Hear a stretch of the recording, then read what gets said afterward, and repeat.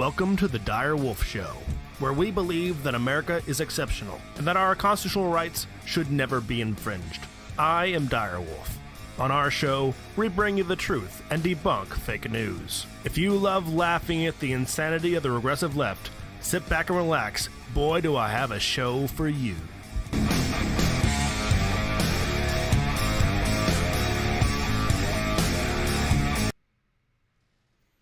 All right. Welcome back, Wolf Pack. This is Fox Trevize here for our weekly news recap from Behind Enemy Lines on YouTube, where speech is not free and the truth is demonetized. Alongside me tonight is our fill-in co-host, Krieg Blackpaw. How you doing tonight, Krieg? Assalamu alaikum, Habibis. How we doing?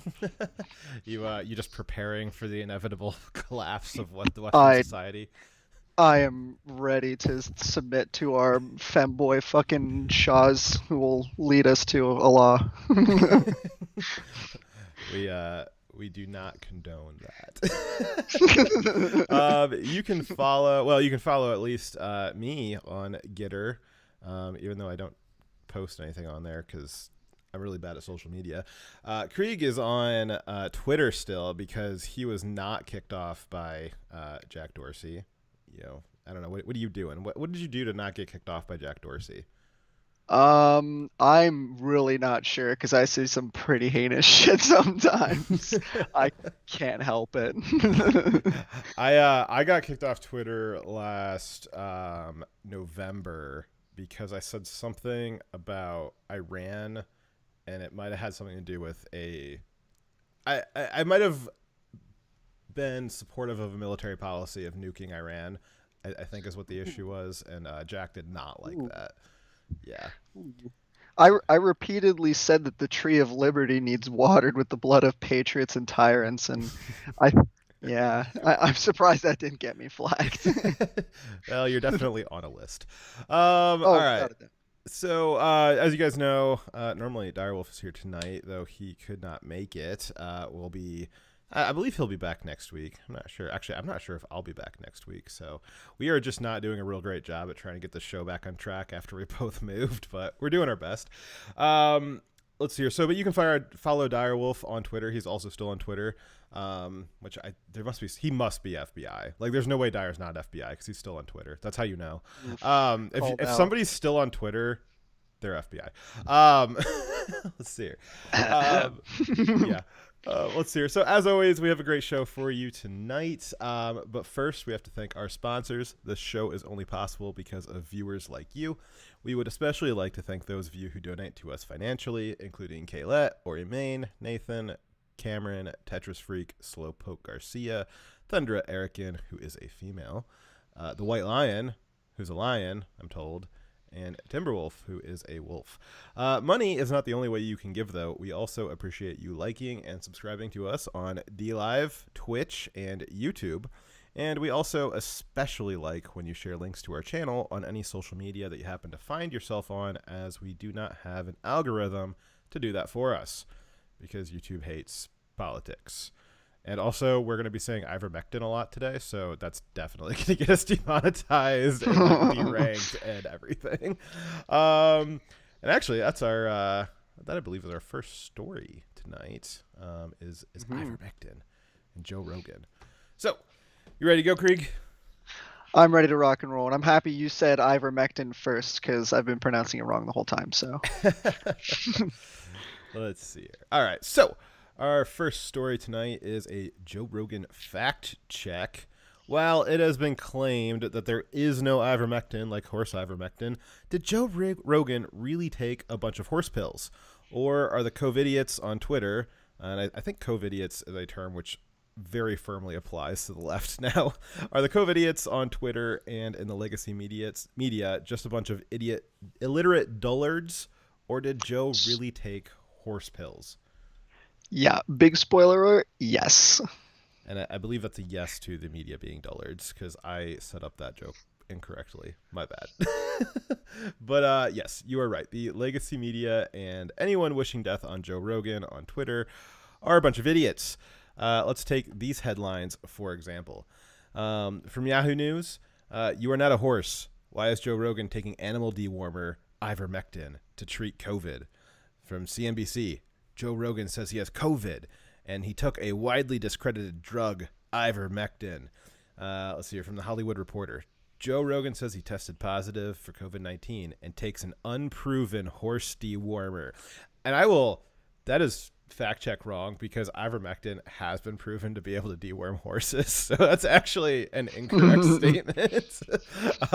It's Jesus. very well proven that it deworms horses. Joe Rogan says he has tested from CNET. Joe Rogan says he has tested positive for COVID-19. Took an unproven horse dewormer, ivermectin. Wow, these guys all just get like the exact same headline and just like repost it. Like I know CNET and the Hollywood Reporter and not Yahoo News. Like I know like at least those two are like verified different companies, but they have like almost the identical headline. Like I don't know. They must have like some kind of like group meeting every morning and like send out the marching orders to all the different media outlets. Without a doubt. They at least fucking copy each other on this shit, because it's pretty freaking ridiculous. And it wasn't just Joe Rogan that recently took ivermectin. Freaking the legend himself, Alex Jones, did it live on InfoWars. I heard about that. What did he do? Do you know about that story? Because I just heard that he did, but like, did he take like the horse version, or did he take like the human version, or like what did he do? He pulled out of a white prescription bag, so I'm assuming he took the human version. But it was amazing as always from the legend. Fucking he's like I'm gonna take this fucking pill right here, you understand, you demons.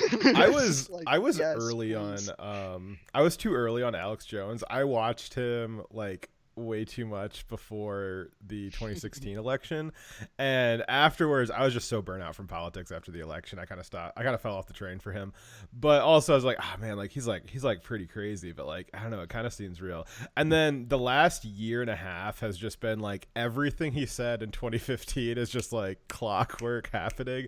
And I think I think I was just a little early on watching him, and I probably should have kept with it a little bit more, but that's not to say that he doesn't have a little over-the-top style. So I think he would be taken a little more seriously if he was a little calmer about stuff. That's not to say that he's wrong, though.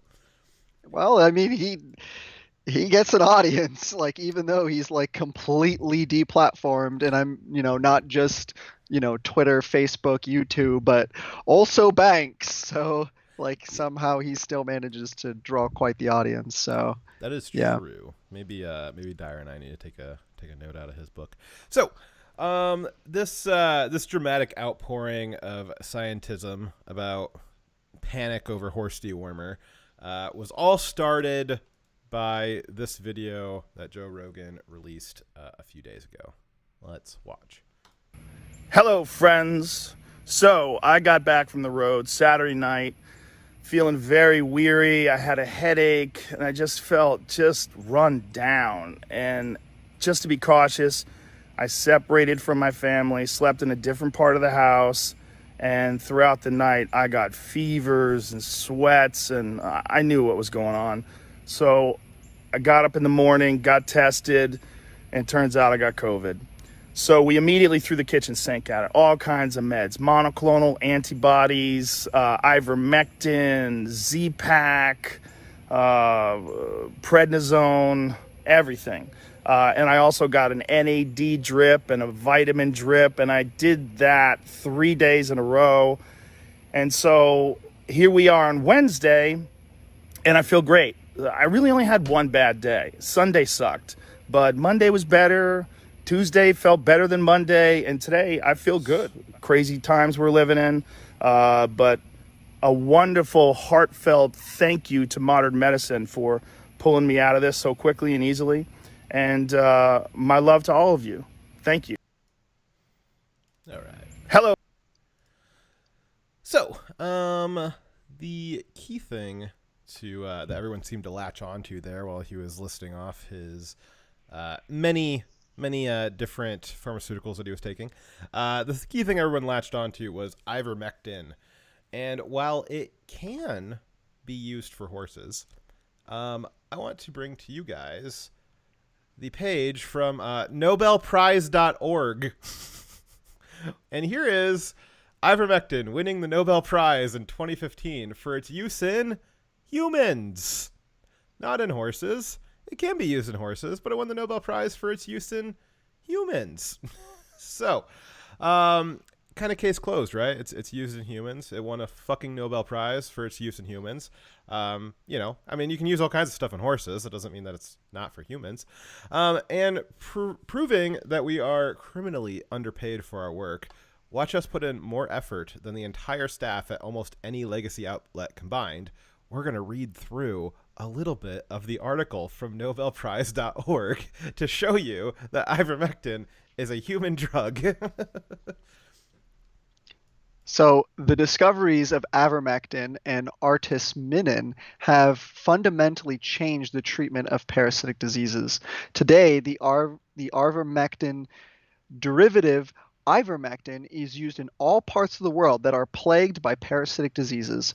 Ivermectin is highly effective against a range of parasites, has limited side effects, and is freely available across the globe. The importance of ivermectin for improving the health and well-being of millions of individuals with river blindness and lymphatic filariasis, primarily in the poorest regions of the world, is immeasurable. Treatment is so successful that these diseases are on the verge of a complete eradication, which would be a major feat in the medical history of humankind.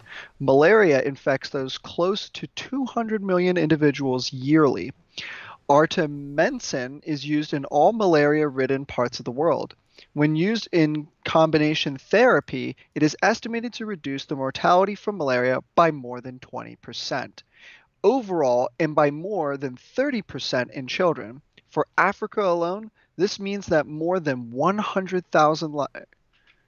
How many zeros? 100,000 lives are saved every year. Wow, that sounds like a terrible drug, right? We should definitely demonize that if it's saving people, especially African children, man. I can see why the left is like so up in arms about this, because they're really into like children dying. So, you know, it's probably terrible for them.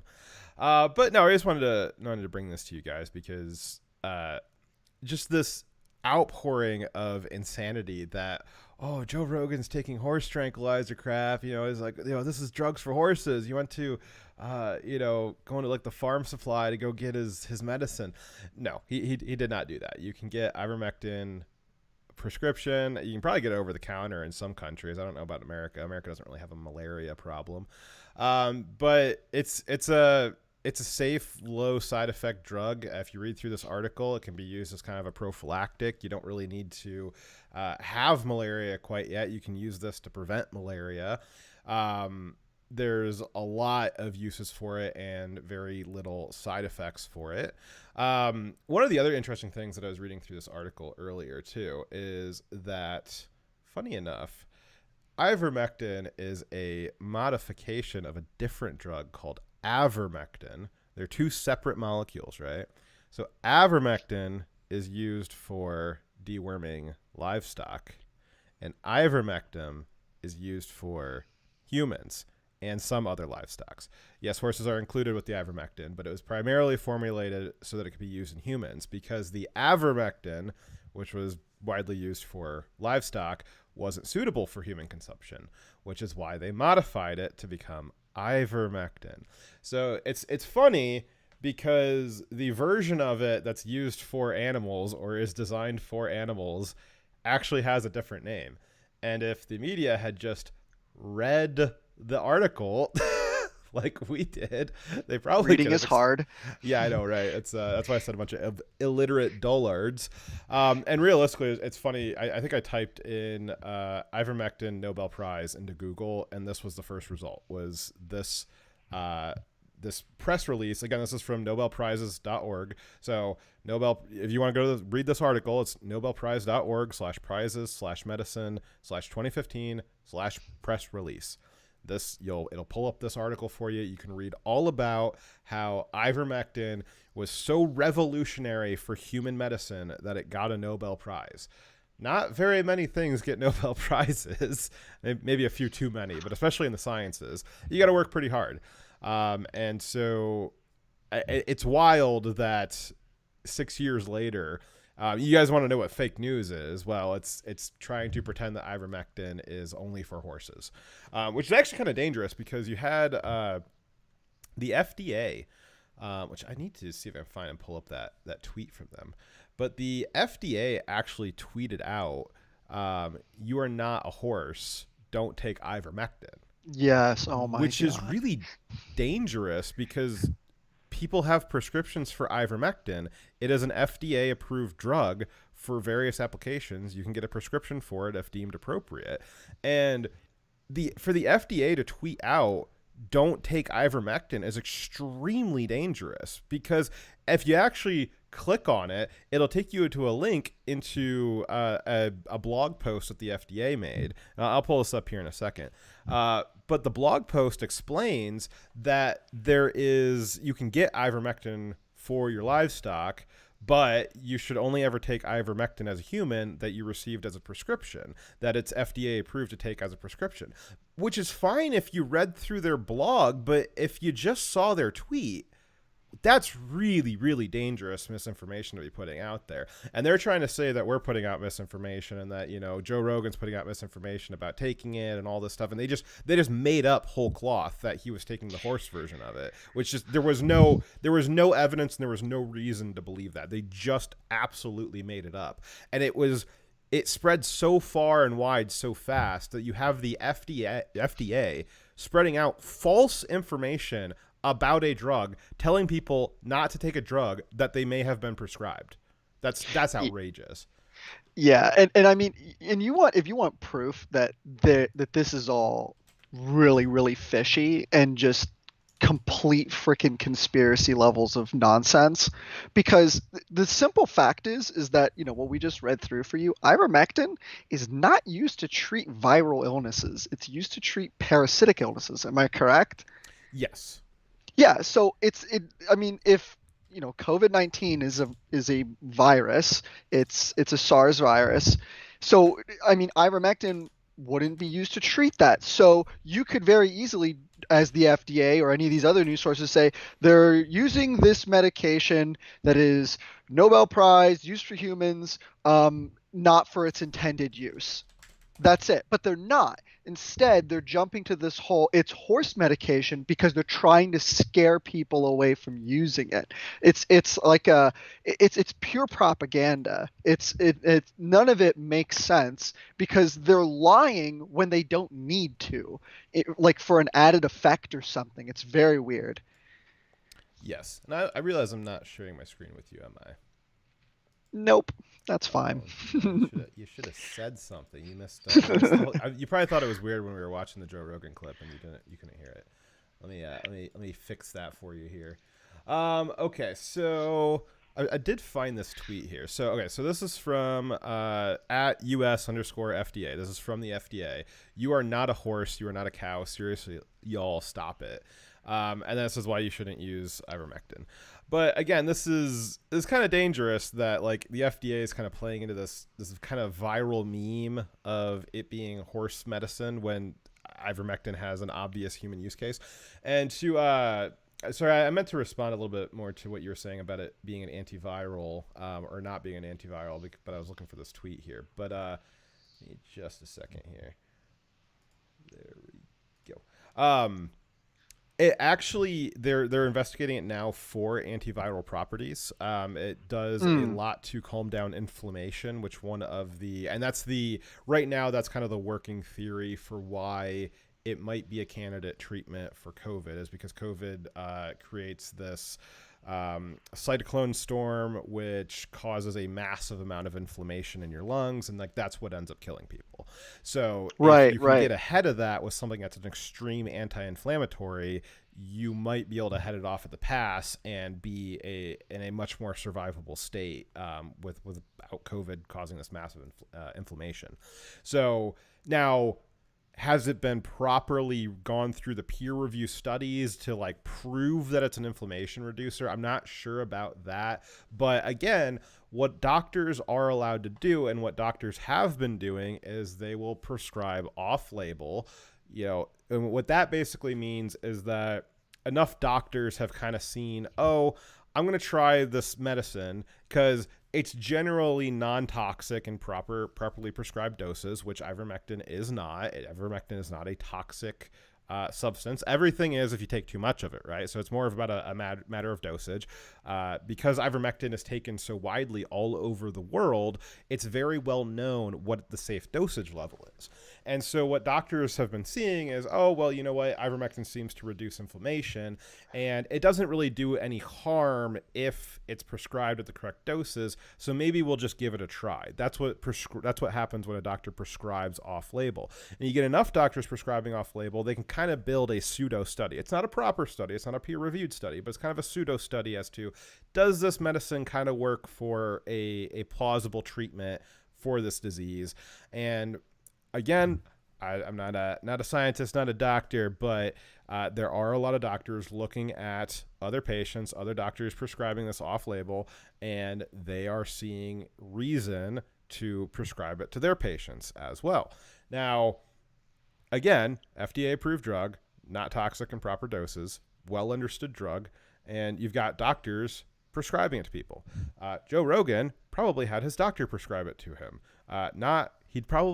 Joe Rogan just got $100 million from Spotify. Joe Rogan did not go to Farm and Tractor and buy a bunch of horse medicine and then drink it.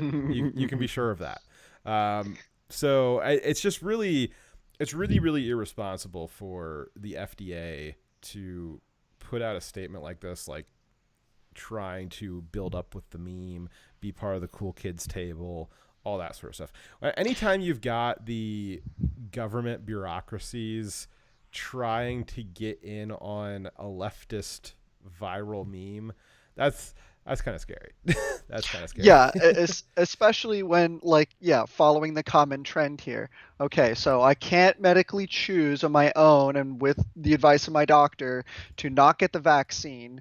And even if I do get the vaccine and I choose to get this other treatment in addition on my own and with the consent of my doctor, I can't do that either. The only authorized treatment that I'm allowed to do, according to these government agencies, according to the mainstream media, is the vaccine.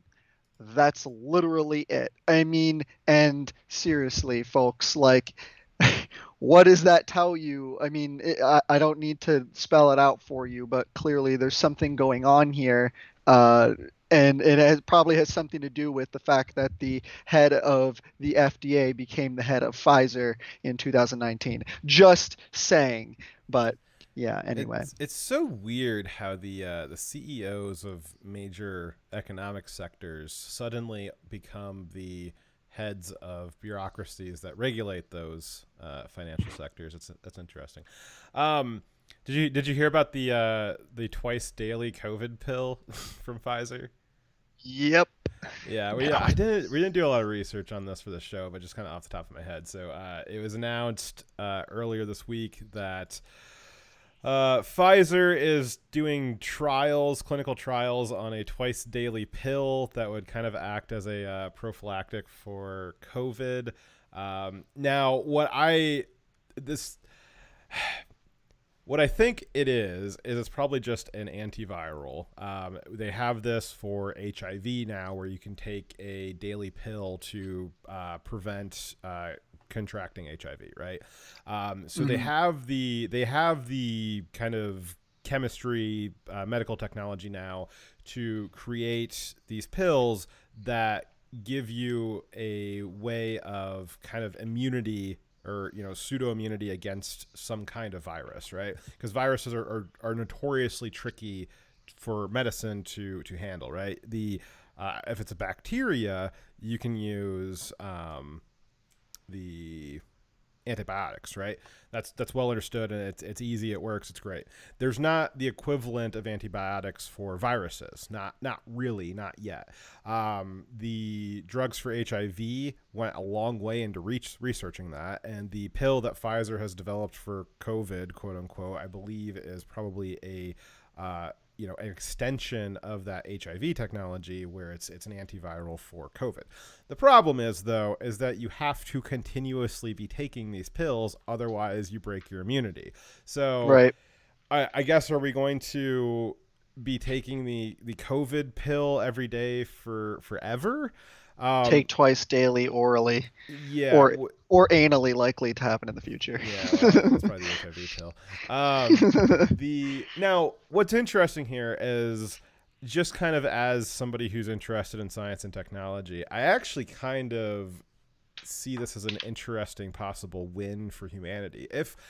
If we could kind of create a more broad spectrum antiviral pill, I would think that would be certainly worth it to be taking. Like, if there was a broad spectrum antiviral pill, I probably would take that. I mean, right now we're under kind of this weird environment where there's the quote unquote plague, and then there's, the only solution to the plague is to give Pfizer a bunch of money, and that creates a lot of externalities in how I see this. But if you kind of just ignore that for a second and think of the concept of like, wow, what a revolutionary invention that we could maybe have a broad spectrum antiviral pill.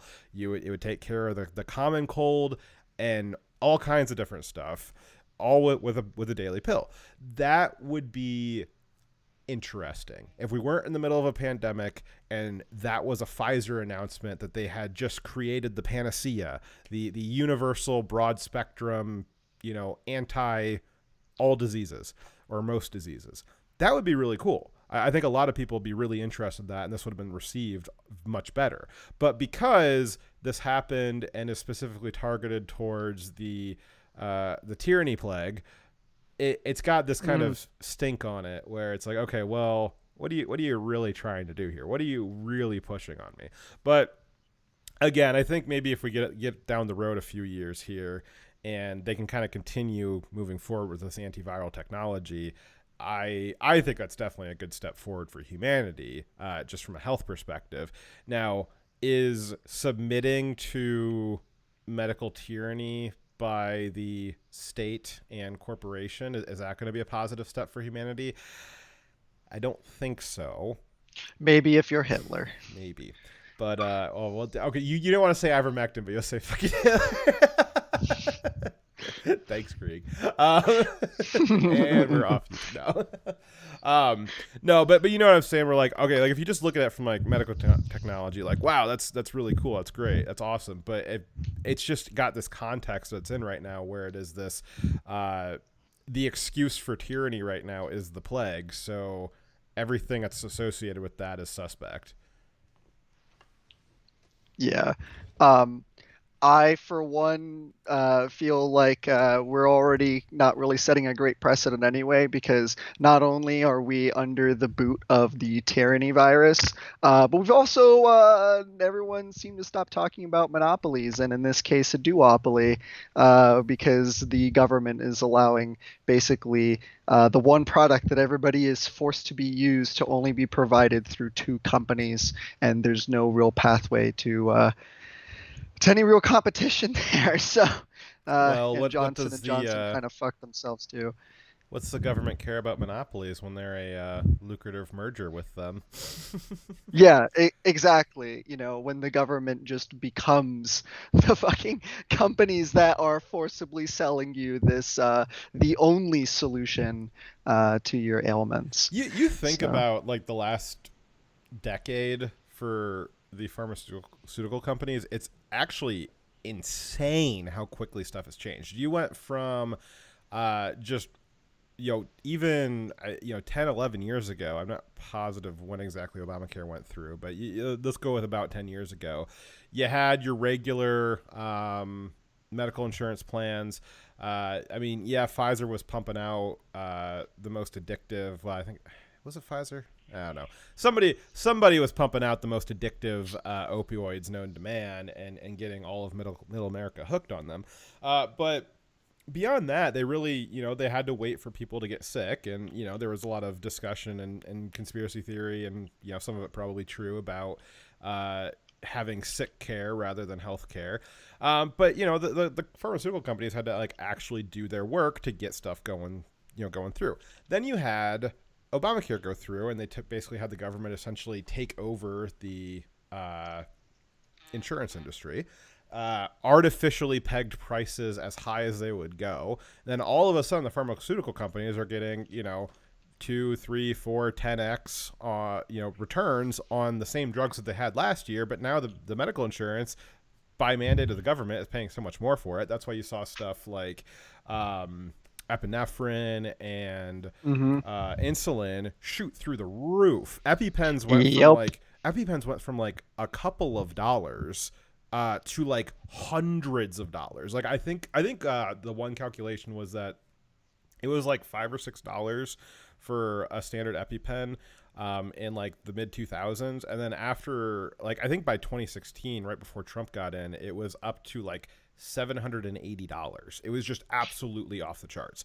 And then Trump did some, finagling to try to force the price back down, but he still wasn't able to get it anywhere close to like even the double digits. It was still triple digits in price, and it's still that high. I don't remember what the numbers are for insulin, but I know that those are also high, and it's because very high. Yeah, it's because people, well, you're using the insurance, and the insurance just covers it. So like a lot of people, it's, now it's a little more difficult to get, and if you need to get it off, out of your prescription, or you need extra or whatever, like you're going to be paying through the nose for it. But generally, it just doesn't matter because your insurance is paying for it as mandated by the government, and the medical companies are just more than happy to take advantage of that. Then you fast forward a little bit more, and they've kind of wrung out of the American people. They've kind of hit peak extraction. They really can't get any more out of us unless they just, made a disease. But there's really not anything left to get out of us. The insurance companies are just paying absolutely as much as they possibly can. All the risk pools are at the edge. None of them are solvent. And so now you've got this situation where through Project Warp Speed, which was spearheaded by Trump, and we talked about it at the time. I still agree with the goals of it, but that doesn't change the fact that it was very lucrative for the drug companies to have a bunch of vaccine purchased from them with but prior to it working, and guaranteed sales afterwards. And then now that they've made it, we have these attempts at mandates to try to sell as much of it as possible. Then it became, now you need 2 of them. And then it's, now you need 2 of them and the booster. And now they're talking about maybe you'll need the booster every 5 months. And then now they're talking about the twice daily pill forever. So that you got a lot of stuff that just seems awfully convenient for the pharmaceutical companies. Again, if the technology works, that's great. But if the only people who are going to be able to use it are, your 1%ers, and then we're all just going to have to pay through the nose for it, that's going to be a problem. If we can only get the COVID pill, it doesn't protect against anything else but COVID, and you're going to have to take that, or you can't, your social credit score is going to go to 0, and you won't be able to go to the movies or, drive your car or anything like that. That's going to be a problem. And you know what else is hella convenient too? Is the fact that somehow we immediately memory hold as soon as all of this shit happened.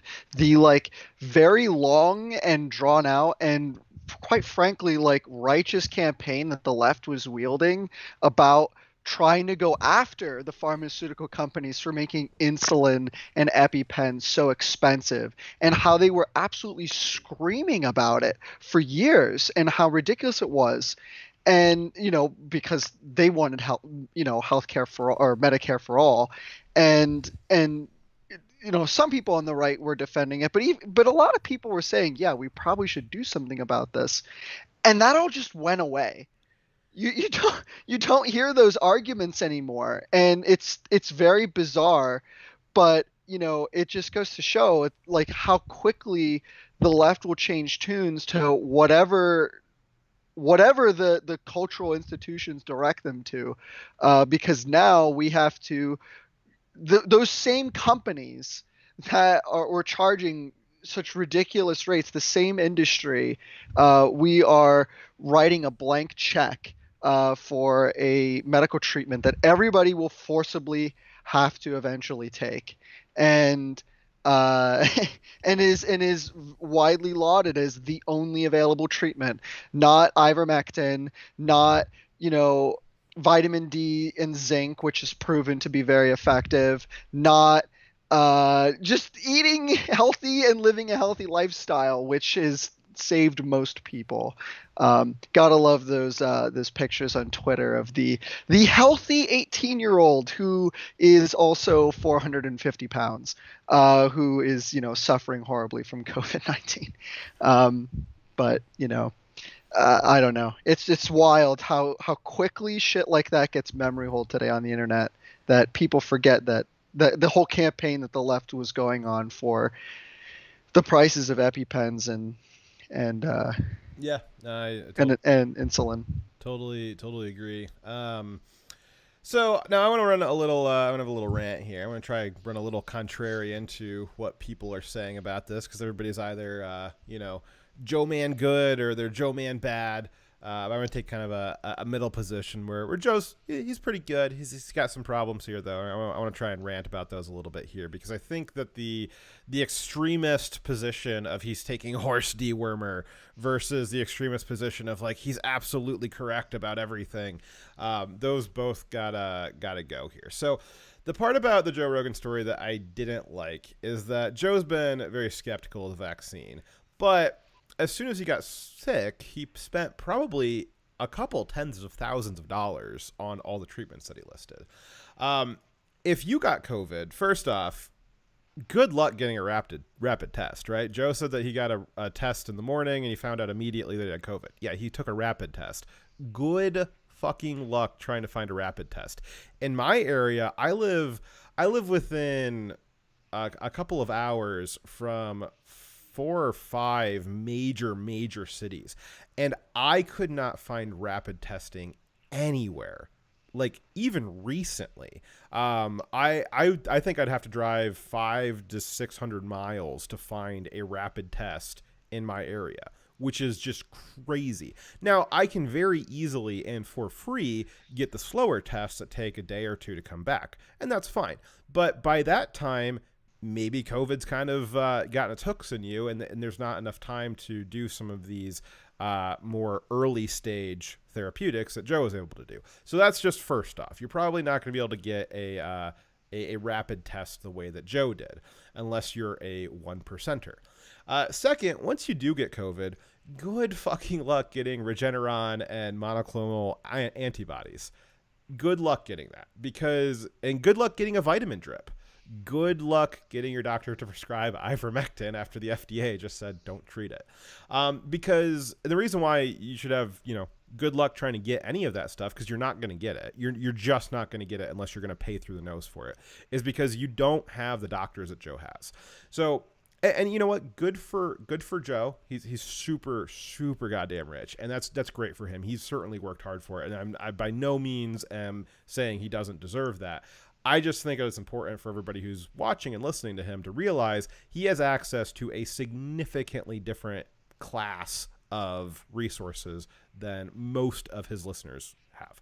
So the type of healthcare that Joe probably very, very likely has is what's called concierge care. And what that is he probably has several doctors and specialists on retainer, which are available at call at any time, any day of the week. Like having a lawyer on retainer, it's like having a doctor on retainer. You have any problems, you just give them a call. This is what the very wealthy do. They don't go to the hospital or a family doctor the way you do. The doctor will come to them, and they pay an awful lot for that. The retainers for concierge care are anywhere from $100,000 to $1 million a year, maybe more. And Joe has plenty of money to do that. Great for him. All the more power to him. And Additionally, anything that those expensive doctors prescribe to Joe, he can afford it. He's not Joe Rogan does not have insurance like you do. He just pays for it. That's what you're able to do when you have that much money. Again, great for him. You are very likely not going to be able to get your family doctor or the the attending at the local hospital to get them to prescribe you a Regeneron. If you did, your insurance probably doesn't cover Regeneron. And if your insurance did happen to cover Regeneron, the hospital probably doesn't have it. It's pretty rare. It hasn't had the supply chain or the production capacity in the way that some of the other treatments or other drugs that are used for other things, or especially the vaccine, it's just not going to be available for you. I just get it out of your head that you're going to be able to show up to the hospital and ask for Regeneron or monoclonal antibodies. They're probably not going to have them. And if they did, you're probably not rich enough to pay for it. Now, what and then also the vitamin drip. You go to your hospital and you ask them to get a vitamin drip. They'll tell you to get the hell out of there. They won't give you a vitamin drip. That's for guaranteed sure. Again, probably some of the doctors that Joe has are life extension specialists, which do a lot more vitamin usage and a lot of these kind of I don't want to say exotic, but just non-standard medical procedures. You go to your family doctor, you go to the hospital at your city, you're going to get standard medical care. They're not going to give you this like very specialized, hyper cutting edge medical service. They're going to give you the basics. Joe can pay for more than the basics. Great for him. You can't, and you need to remember that. And Joe needs to make it more clear to his audience that they should remember they are not going to have access to the same kinds of services and pharmaceuticals that he does. Now, it is the absolute scandal of the century that these very effective therapeutics are not more widely available. I totally agree with that. Like, it's not correct that you can't go to the doctor and get monoclonal antibodies. Those have been shown to be extremely effective. That's some of the stuff that Trump took to get himself back up when he got COVID. But those are likely not available for you. Maybe, but not likely. Let's see here. And it's also a scandal that those aren't widely recommended by the CDC or the NIH. But it doesn't change, as wrong as it is that those things aren't available and they're not recommended by the bodies that should be approving them. It doesn't change the reality that you and 99% of Joe Rogan listeners are not going to have access to those kinds of treatments. Again, it's wrong, but you're just not going to have access to those kinds of treatments. And I think that Joe needs to be making that more clear to his audience. Thanks to Obama mandating that everybody have essentially the exact same healthcare insurance billed, I have very similar insurance that almost all of you have, that almost all Americans have. Dyer and Krieg, they get the VA, which means that they are both better off going to actual horse doctors, but they also have, again, standard healthcare. So when I or Dyer or Krieg are talking about medical decisions that we might be making, again, don't take what we're saying as medical advice for sure. But when we're talking about it, I just want you to know that our ability to get special treatment is very similar to what your ability is, which is to say that we don't have the ability to get access to special treatment.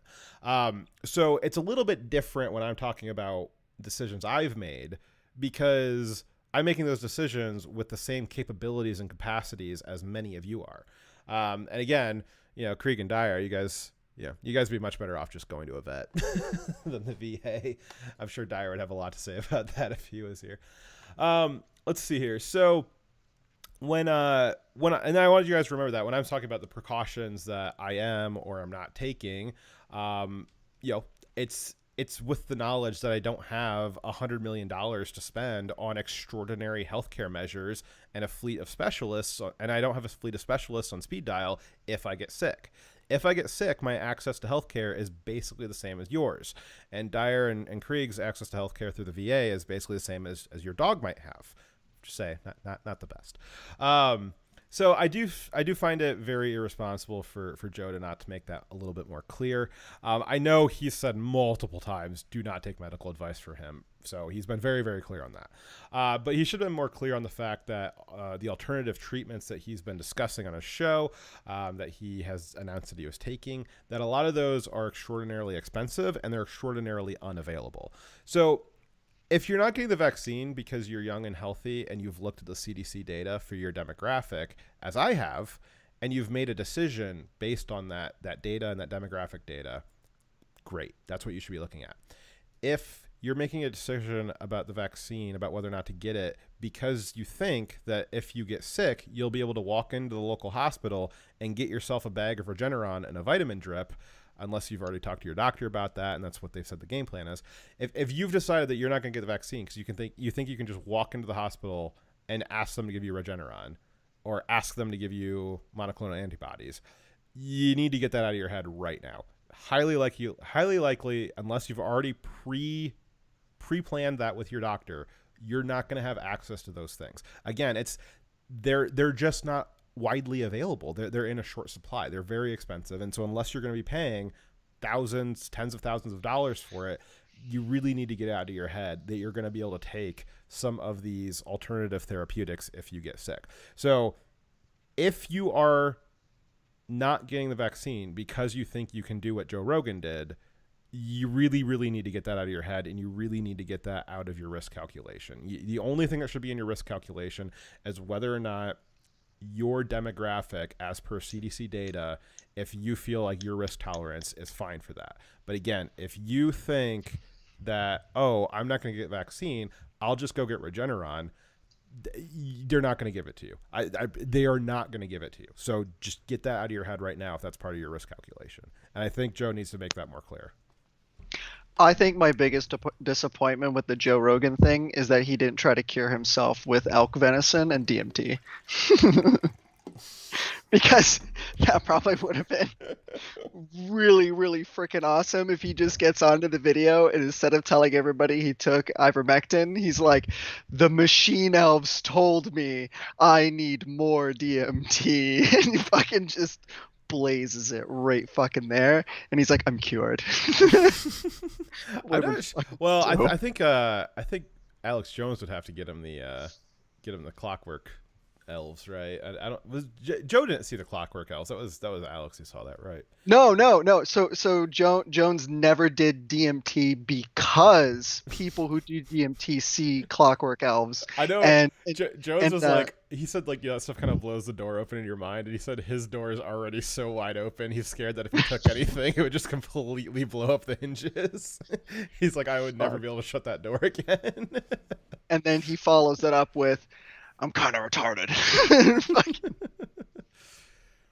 God damn it, fucking Jones, man. No, but I mean, what do you think about what I said? Does that kind of make sense? Yeah, it definitely does. Joe is not I don't want to say he's stupid. He's not. He just wings it. And it's so wild because he's made his entire fame and fortune off of winging it and just networking because he knew the right people to have on his show. And not that I'm like dogging him for that at all. It works for him, and I'm super freaking happy because it definitely makes work go by a lot faster listening to the Joe Rogan Experience. But he doesn't. I don't think he realizes the amount of influence that he has on people. And I don't want to say that he needs to like censor himself, but maybe get a little bit of perspective on like, hey, by the way, I'm super wealthy and I can afford all of this shit.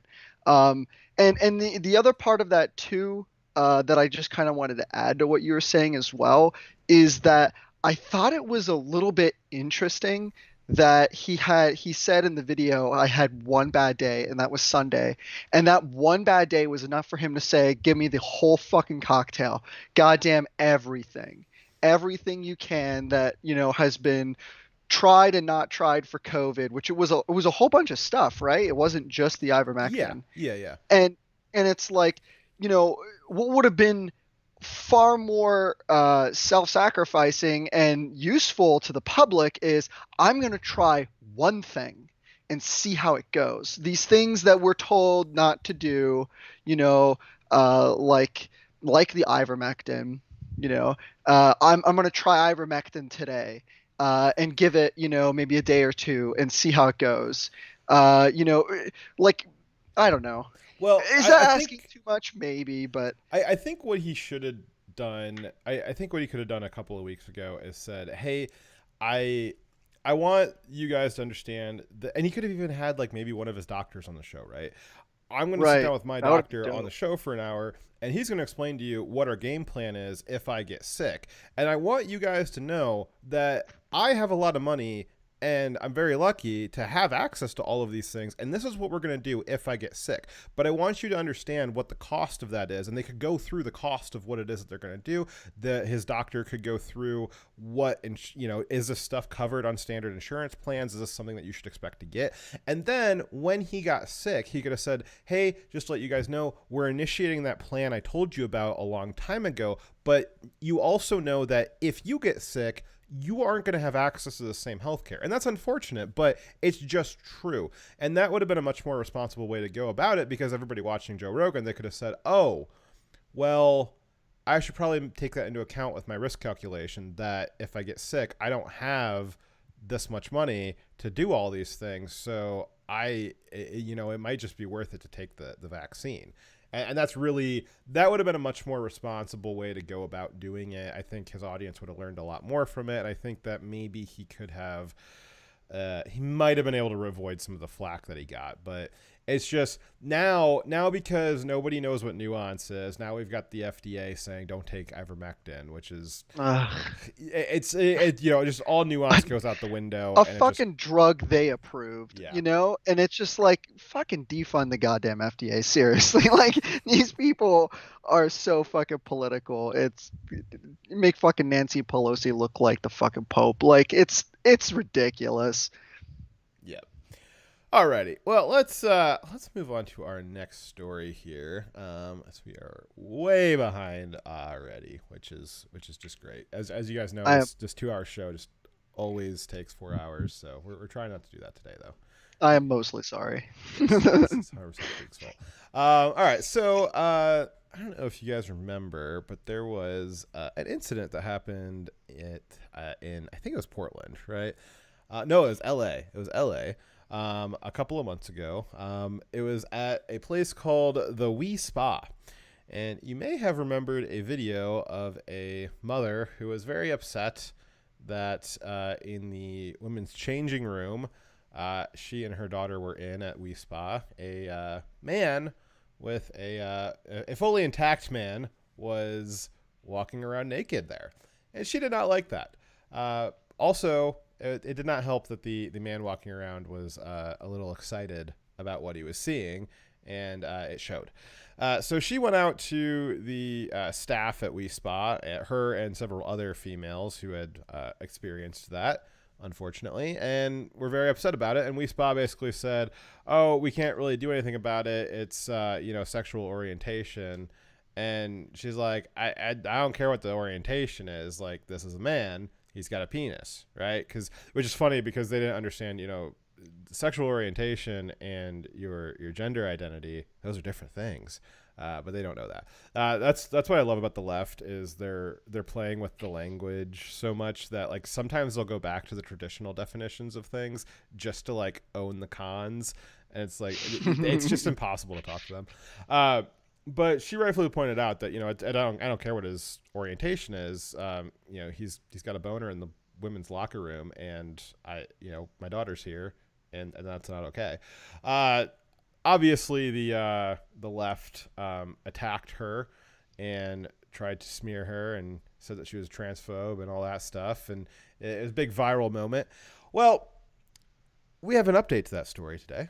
So let's see here. So this led. Let's see here. So yeah. So you guys might remember the viral video of this parent of one of the young girls demanding that the Wee Spa staff do something about this.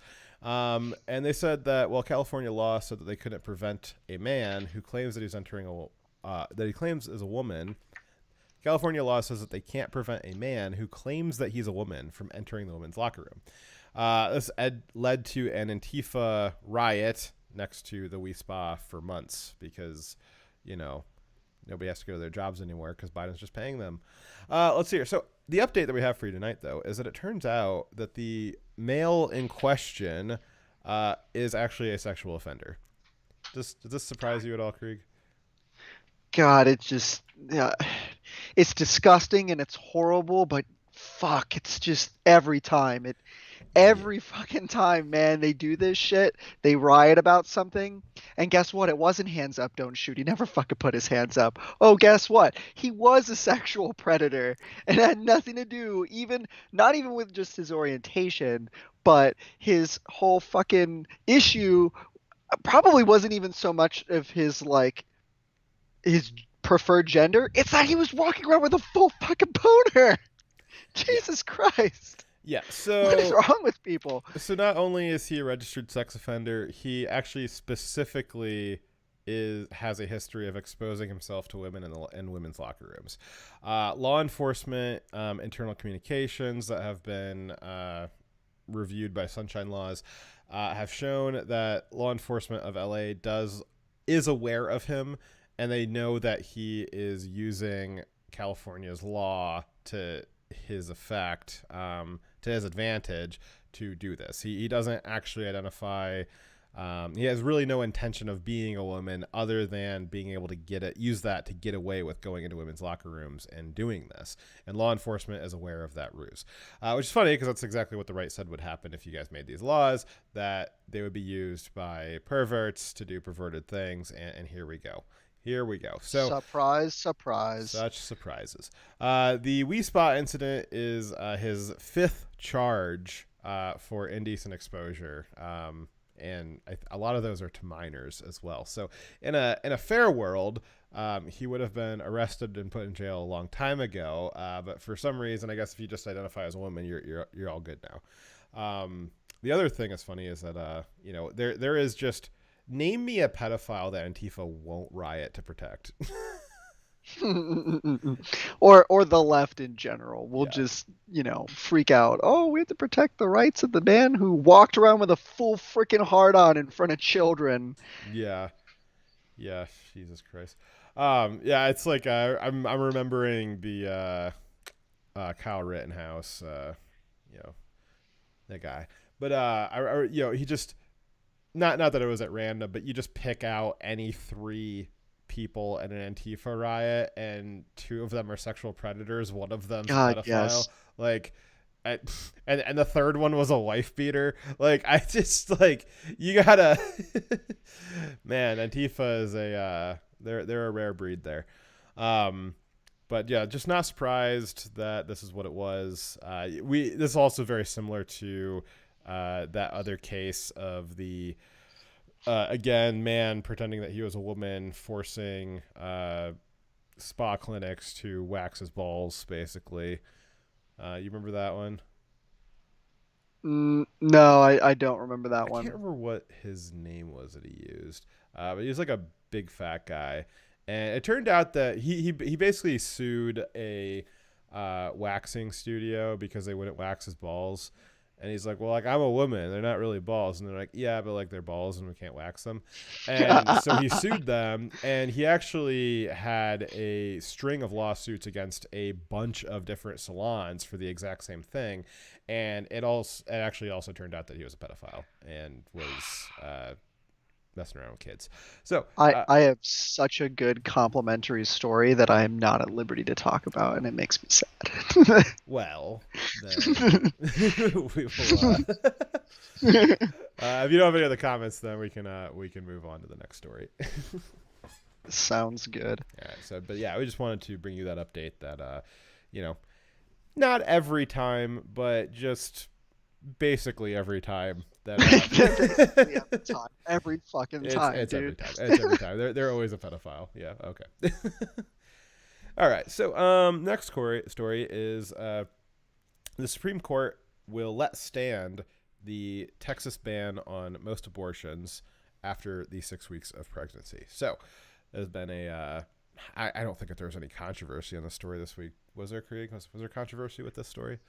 No, everything seemed fine. Yeah. The left was like, yeah, just fucking, I'm totally down with, Yeah, of the course. rules, right? It's fine. Yeah. So the story's pretty simple, right? So this week, Texas Governor Greg Abbott signed into law a bill, and then the Democrats promptly lost their minds, per standard fare, right?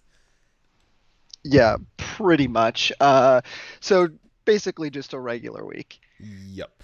Just a regular week. We probably move on to the next story, right? Yep. Next story. Nah, okay. Well, we'll cover what happened. So, the bill, they're calling it the abortion ban. But the bill that Texas passed was very clever in that it does not ban abortion, technically speaking. What it does allow is it empowers any Texas citizen to sue any person who has assisted or helped carry out an abortion, except for everybody except for the expecting mother, that is. So that was a very key exception there, is that you can't sue the mother for it. Yeah, and the bill also lays out several clear exceptions, which are usually the rallying cry of the left. Rape and incest are exempt. So is any pregnancy within the first 6 weeks before a heartbeat can be detected.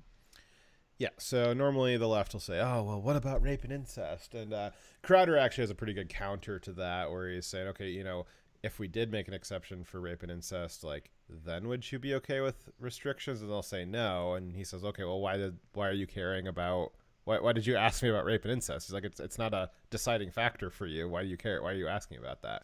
But the left will use that as kind of red herrings, right? Because it pulls at your heartstrings. It's an emotional thing. It seems like really callous to disagree with that. But it's just kind of a rhetorical tactic, right? So this, as Crowder shows, if you kind of just disarm that by saying, okay, well, we'll make an exception for that. Are you still against it? And they'll say yes. And so Texas kind of took a page from his book and did the same thing, where they said, okay, it's exempt, it's fine. You rape and incest, you can still have an abortion whenever, it's okay. But the left still was, they were still upset with that. It's almost like that wasn't the deciding issue for them. They always bring that up, but it's almost like it was irrelevant whether or not that counted. So in response to the bill, the Supreme Court took a look at an emergency stay, which, if they had accepted the stay, would have temporarily nullified the law had the Supreme Court wanted to. The Supreme Court, however, chose to do nothing and allowed the law to stand. And of course, as is tradition, the left read. So angered, the left tried to claim that they could not do this because it violated Roe v. Wade, which was the infamous Supreme Court decision in which the right to an abortion was discovered within the Constitution, nearly 200 years after the Constitution was written.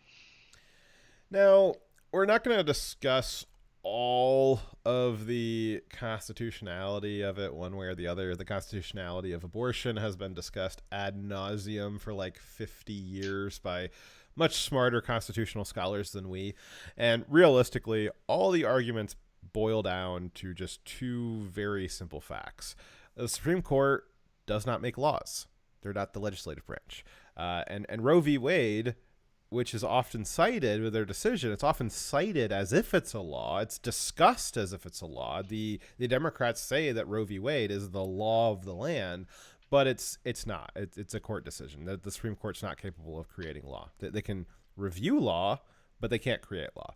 And then the second key simple fact is that legal precedent is a tradition. It's not the law. The court is not bound by previous decisions called precedent. They're not bound to that. Respecting precedent is a tradition that we often observe, but it's not a requirement. The Constitution has nothing to say about precedent being fixed forever. The Supreme Court is free and able to, under the Constitution, reject previous decisions and come to new conclusions about it. They are not obligated to respect precedent. So again, Roe v. Wade is not law. The Supreme Court cannot create law. And the decision of Roe v. Wade is not something the Supreme Court is bound to stay with forever because precedent is non-binding. They are free to make a different decision later on. Yeah, and taking both of these, since Roe v. Wade is not a law and there is no official federal enforcement mechanism for it, and because precedent is non-binding, there's nothing that says the court has to uphold it in all cases and at all times. Now, we know that the Dems would prefer for the Supreme Court to be a rubber stamp on their dictatorship, but that just isn't the case. It's just very unfortunate for them. So much of the reeing and gnashing of teeth this week by the left, out of all of the stuff, there's a lot of stuff we could go through and look through, and a lot of it's just very, very vile, very satanic, and some of it's actually satanic because you had the what was it, the Satanic Temple. Yeah, the Satanic Temple is suing the state of Texas because it violates their religious rights. Yeah, which is actually interesting because it's not in the way that you might think. You might think like, oh, like Satanic Temple, like they want to sacrifice babies or something like that, and like that's what's no, it's actually a different conclusion. And not to get like too deep into it, but basically the Satanic Temple, one of their core tenets is body autonomy, and like you can't force somebody to do something to themselves or do something to them without their consent to it, essentially. It's interesting because their citation of that in their legal argument in the suit that they brought, it actually isn't coherent with the issue because it ignores the fact of the baby possibly having personhood. It doesn't address that correctly, and so their argument there has some theoretical flaws in it, and they kind of look at it in one perspective in the first part of their lawsuit, and they look at it from kind of a different argument perspective in a different part. So it's not really internally consistent. I guess good on them for given the good old effort there, and possibly through their lawsuit that will, whatever the decision on that ultimately is, might make it more difficult for future lawsuits. So they might actually be helping out the Texas court system there. But good old college try. I just don't think that they put enough effort into it. They didn't do their homework quite right, or make the arguments as well as they could have. And it's just like great freaking optics too, right?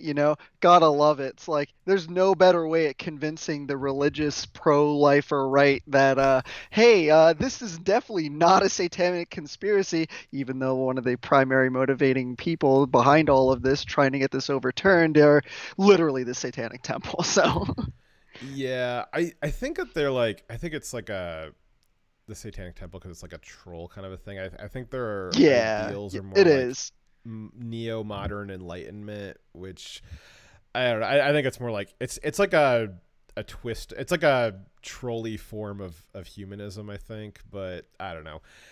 If your whole organization is based around trolling people, don't be surprised when you're not taken seriously, I guess. Yeah, that too. Also that. Okay, so of all the leftists reeing and gnashing their teeth this week, our possible favorite was Jen Psaki. If we had to pick one, we're going to pick Jen Psaki here because she got very very gnashing her teeth here. Let's watch. I'm going to reshare my audio here too because I think it fell off for you, Krieg. Don't use Skype. It sucks, guys. All right, here we go. Why does the president support abortion when his own Catholic faith teaches abortion is morally wrong? Well, he believes that it's a woman's right, it's a woman's body, and it's her choice. Why does the president, who does he believe then should look out for the unborn child? He believes that it's up to a woman to make those decisions, and up to a woman to make those decisions with her doctor. I know you've never faced those choices, nor have you ever been pregnant, but for women out there who have faced those choices, this is an incredibly difficult thing. The president believes their rights should be respected. Go ahead. I think we got to move on. I think we have to move on. You've had plenty of time today. Go ahead. Why does the president support... Man, she was awfully upset. Shut up, bigot. Only one gender gets to make laws and legislations in this country. Well, isn't it interesting that she said that you're not a woman, so you don't know what it's like to have a baby, right? Because Ooh. I seem to remember rather recently this guy who, he will forever be Yes. enshrined as the "I just ate a big burrito" emoji. Technically, is the pregnant man emoji, right? So, again, that we get back into this idea where the left using the language, it means one thing if they're right, it means another thing if they're wrong, and it doesn't matter.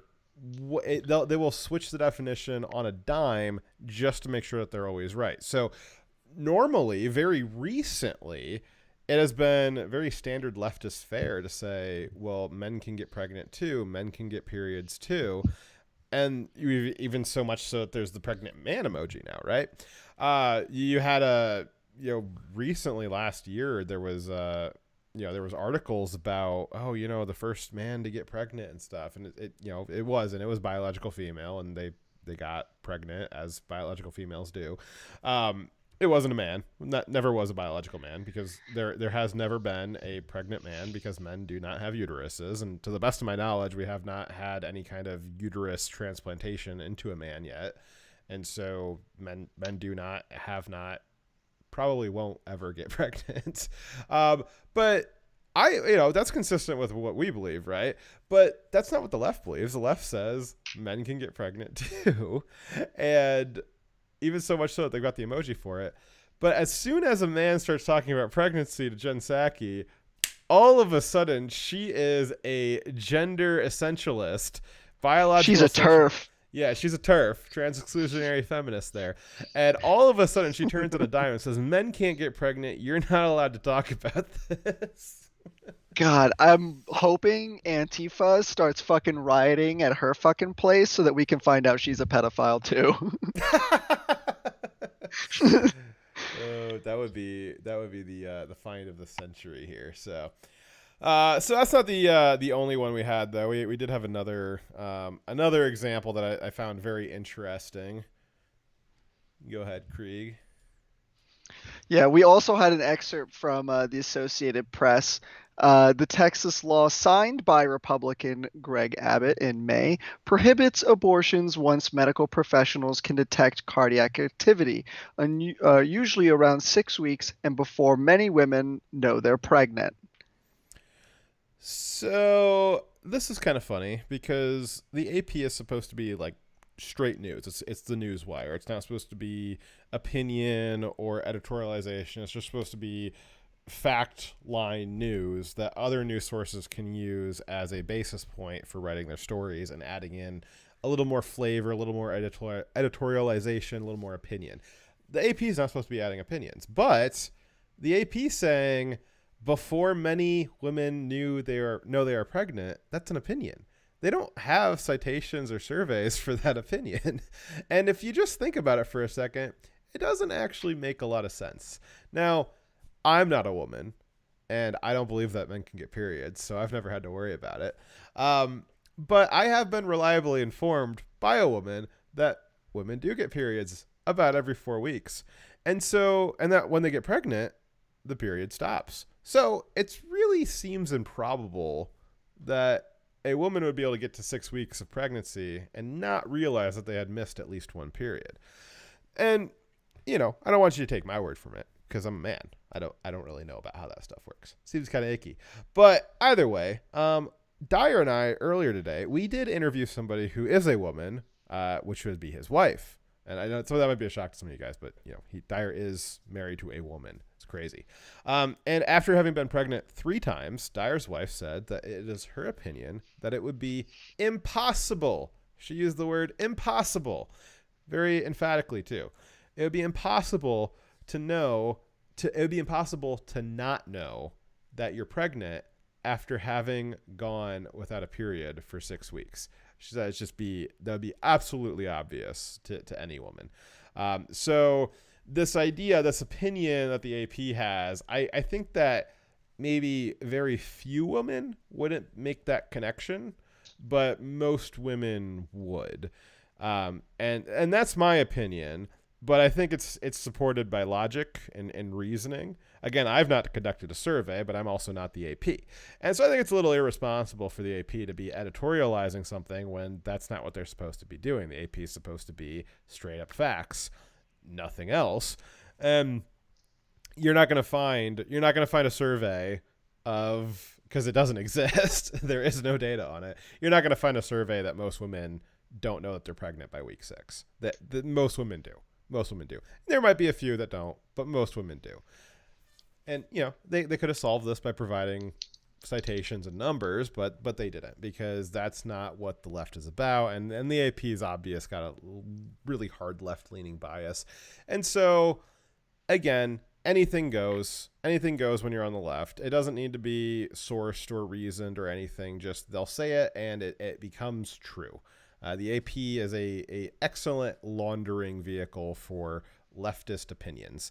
And again, I just wanted to point that out, because the additional editorialization of until it's usually around 6 weeks before many women know that they're pregnant. Nope, it's usually around 4 weeks. And a lot of women, again, Dyer's wife having a lot of experience, she said that you kind of know a lot quicker, and that's been her experience in discussing it with other women. So I'm not a woman. That's why we interviewed her for this segment, and it seems like the AP is a little suspect. I don't know. I have never engaged with the opposite gender, but wouldn't it? Wouldn't you want to regularly check if you've had unprotected sex? I don't know. Is that weird? I don't think that's weird. To all, if there are any women watching, if you have unprotected sex, do you not get a pregnancy test to check to make sure? Well, or do you just let it ride? Well, so when abortion's free and available, it doesn't really matter, does it? Because you can use it as contraceptive and probably get your insurance to pay for it, right? So I thought it's not really the biggest deal if you can just go get the vacuum pump, right? But now maybe people will be a little more careful about it. So, it's interesting. I don't, if you want to, I don't really want to dive super deep into kind of the morality argument one way or the other. I think that there's been a lot better conversations about that from other people. I generally against it. I don't have super strong opinions on it. I know people should, but I don't. There's other things that I think are of a lot more consequence to put my effort into for those of us that are currently living. It might sound a little callous, but I don't like that abortion's a big industry. I think it's a little suspect that it's a big industry in certain areas of the country for certain demographics of people. I certainly have a problem with that, but getting into all that's a whole 6-7 hour conversation, right? Yeah, really. I just got done having a solid 2-hour convo with the family about this very subject, and nobody's on the same page. I'll definitely say that. Even people who consider themselves to be pro-life, which was just about everybody at the table, we still had disagreements about what really it all means. So it is the most complex subject, and as someone who is not going to have to deal with that unless I have daughters, I tend to stay away from it. My philosophy is very much like the libertarian perspective of, yourself, your body is private property. So the woman has private property of her body, but I will also argue that the baby also has itself as property, which shall not be infringed upon. So that, and also, of course, the personal moral responsibility that we are lacking in culture, which is our testament to life. We seem to not really give a shit about life anymore, and the irresponsibility that free, open, and easy abortion has created is kind of disgusting in my opinion. But anyway, and so trying to dip in and out of this topic as quickly as possible. That's why we kind of brought you the updates, kind of brought you some updates on the the key points of the bill, some of the key legal arguments for why the Supreme Court didn't strike it down right away. The Biden administration has vowed that they will be using the DOJ and the regulatory apparatus of the healthcare industry to try and stop this. I don't know that they'll be able to do that without kind of really, really overreaching the executive authority. So, I'm sure that they'll jump right at that because that's kind of their game plan for everything. But yeah, as for the morality arguments of it, the constitutionality of it, there's a lot better places than you're going to find tonight here. There's a lot better places to find those arguments. And again, as Krieg kind of said, the arguments kind of can just go on forever. So that's why we didn't want to do a big deep dive on that and the philosophical aspects of it. And then also, Krieg and I are kind of looking at this from a detached perspective. It's not something that we have to worry about much per se. So there's certainly a lot of good sources and other people who've done a lot of discussion about this. If you're interested, certainly encourage you guys, as we always do, to go look deeper into it. But this was kind of a light overview of what happened this week in Texas and why the Democrats were reeing this time. Just always. Alrighty, so our next, our next topic, which I did not make a slide for, is jobs. Jobs. Jobs. The Job. So, on the heels of the fantastic job the Biden administration did on foreign affairs this week, we also had the September jobs report come out. And like Afghanistan, the jobs report was an extraordinary success. Just like Afghanistan was. just like fucking Afghanistan. The key measures were the jobs added and the jobs projected to be added. Last month, some bureaucratic dullard projected that Joe Biden's economic recovery plan was going to add as many as 720,000 new jobs. Brand new jobs. Wow. That's jobs, people. Jobs. Jobs. 720,000 of them. Wow. Yeah, so many new jobs. However, the real jobs added missed that mark slightly by about 67%, which is failing in high school, by the way. A little more, actually. Well, no. So it missed it by 67%. So it hit 33%, which is way beyond failing. Yeah, you just failed the ASVAB too. Straight, not even infantry. So just 235,000 jobs added back to the Biden economy last month, which, given that we just imported 150,000 pedophiles, Afghans, and almost 200,000 border crossings last month, 235,000 new jobs, doesn't even cover the people that Biden just fucking let in. Isn't that incredible? Dude, I almost feel bad at this point. Yeah. Fucking almost. Not really. I just can't get over that they were projecting 720,000 and they missed it by almost almost 500,000. Like, they missed it by almost 500,000 jobs. That's a lot to be off by. You know what's amazing about it too is that a lot of like the unemployment stuff just fucking ended.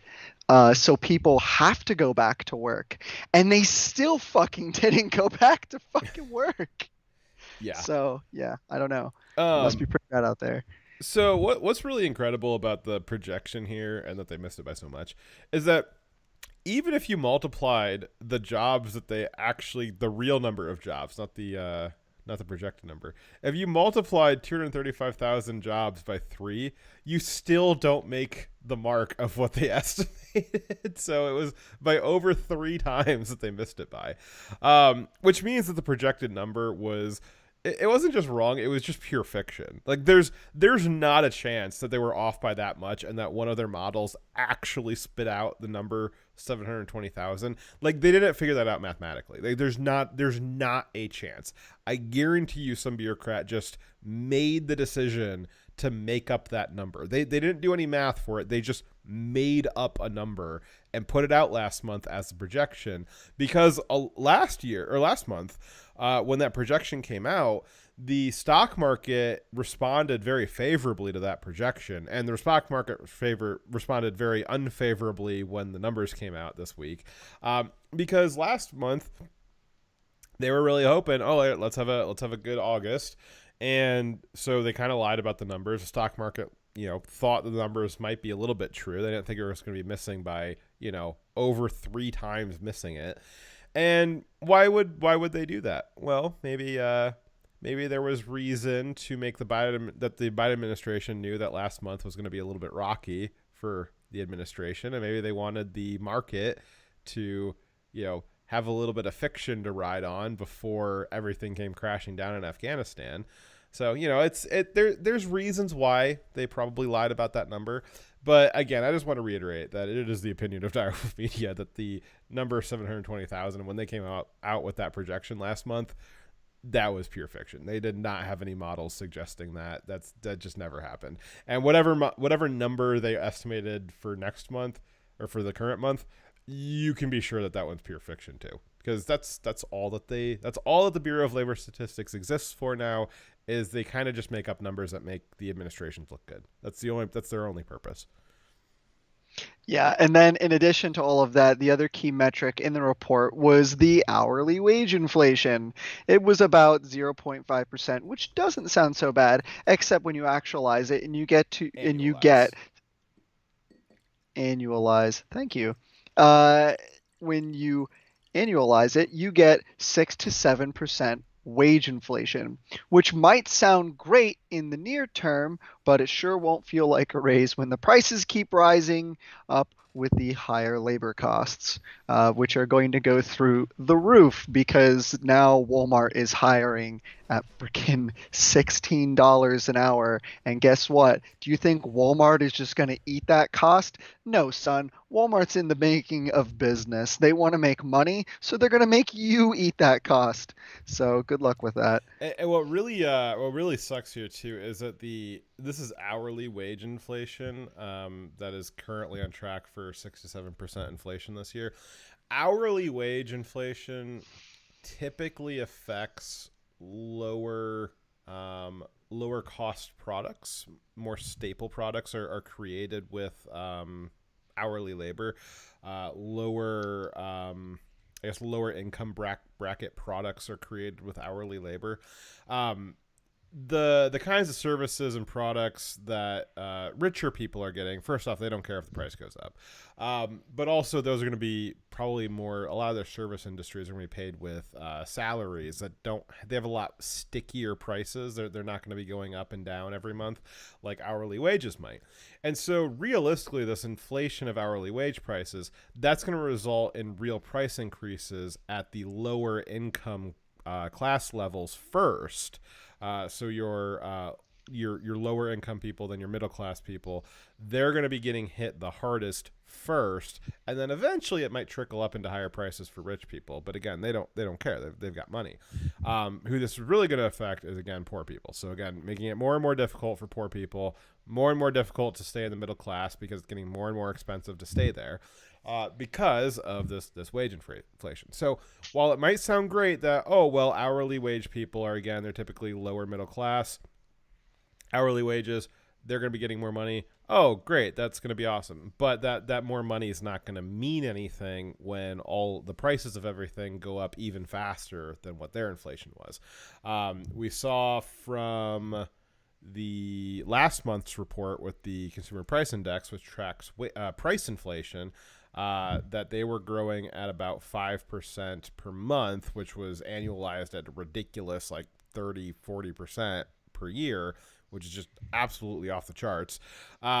So your wage inflation might be going up 7%, but if the prices are going up 30%, you're not keeping up. You're falling further and further behind. So, they can try and spin this as much as they want, but it is just not good. Inflation's going up. We're missing jobs projections really bad. This might have been one of the worst misses ever. It's possible. And it's just all, part and parcel of the Biden economy. So I guess everybody who voted for that, I hope that they're enjoying that. I hope that they're thoroughly enjoying that. Yeah, and in addition to that, if you think any of this is going away anytime soon, sorry for the black pill, but do you really think Walmart is going to lower its wages to try to correct for this? No, because if they try to put wages back down to what it used to be, anywhere between $10 and $12 an hour for very basic, stacking or greeting at Walmart front doors, which they're now paying those people $16 an hour. If they try to insanely reduce those wages back down to their normal wage level to try to correct inflation, the wage inflation here, and I'm using Walmart as an example, people are just going to go back on a fucking unemployment. They just not going to give a shit. Well, and it makes the opportunity cost of automation a lot less, right? So if you got a guy who, his hourly wages are they're going to add up to like, 30 grand a year, right? And you could replace him with some kind of robotic automated system. Maybe it's shelf stacking or the self-checkout lanes. And, the entry cost, that's $70,000. Well, okay, I guess it's cheaper in the short term. We'll just keep the humans there, and it's fine. But if all of a sudden it costs you 40, 50,000 to field a human, and you've got to do healthcare, and benefits, and find a parking space, and all this crazy stuff, right?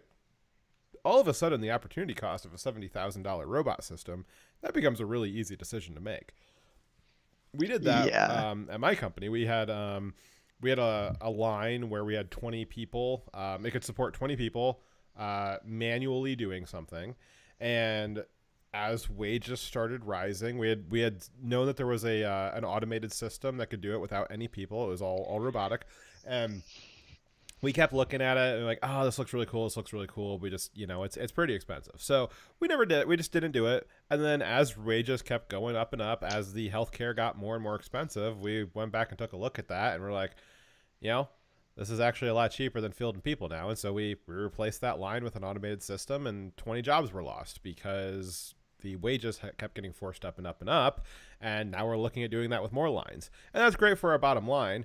Not really great for the economy. Not really great for people keeping their jobs, right? Because those people are going to go somewhere. They're going to have to either sit on unemployment, or they're going to become vagrants, or not great stuff for society. I'm all for automation. It's a lot of stuff that I do is automation stuff, right? So I'm all for it. It gives me good job security, right? But looking at it objectively from a societal health perspective, it doesn't bode well for maintaining the capitalist economy that we theoretically have, right? Now, I've on the show said many times we don't live in capitalism. We live under central banking, wearing a capitalist suit, right? And realistically, it's socialism underneath of all that too. But in theory, under capitalism, to keep that system going, you would want to have people employed, right? But whatever we're moving into, where we have just by forcing the wages to unattainable levels, causing unemployment, you have the unemployment benefits making sure people don't want to go back to work. You have artificial COVID lockdowns literally forcing businesses closed to create unemployment. You have this massive importation by the millions now of illegal immigrants from the South. We're now flying them in by the herd from the East. And you add it up to a lot of people with nothing to do. And there's certain economic models that can maybe support that better than others.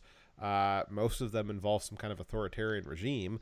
But certainly this is not a stable scenario to maintain capitalism as we pretend that we have it.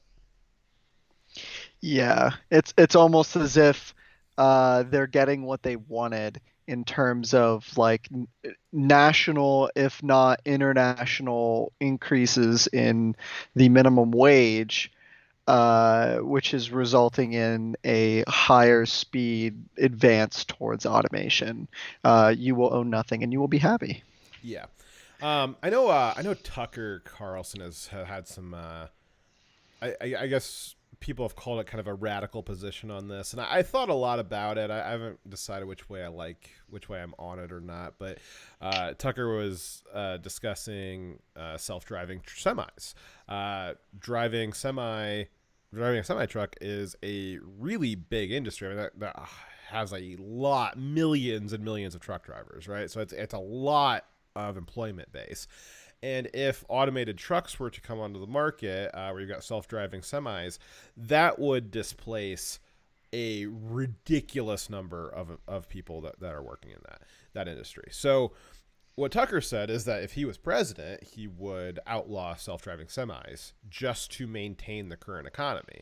He said, he understands, and a lot of people said, well, that's very Luddite thinking. What if we did that with the horse, right? And he said he totally understands that, but until somebody can suggest something that is a stable way of transitioning the economy, the instability of displacing that many workers in that short a time, because as soon as, and right now there's nothing to prevent it, as soon as self-driving semis get on the market, which they're working on it right now, they've got several test beds for it.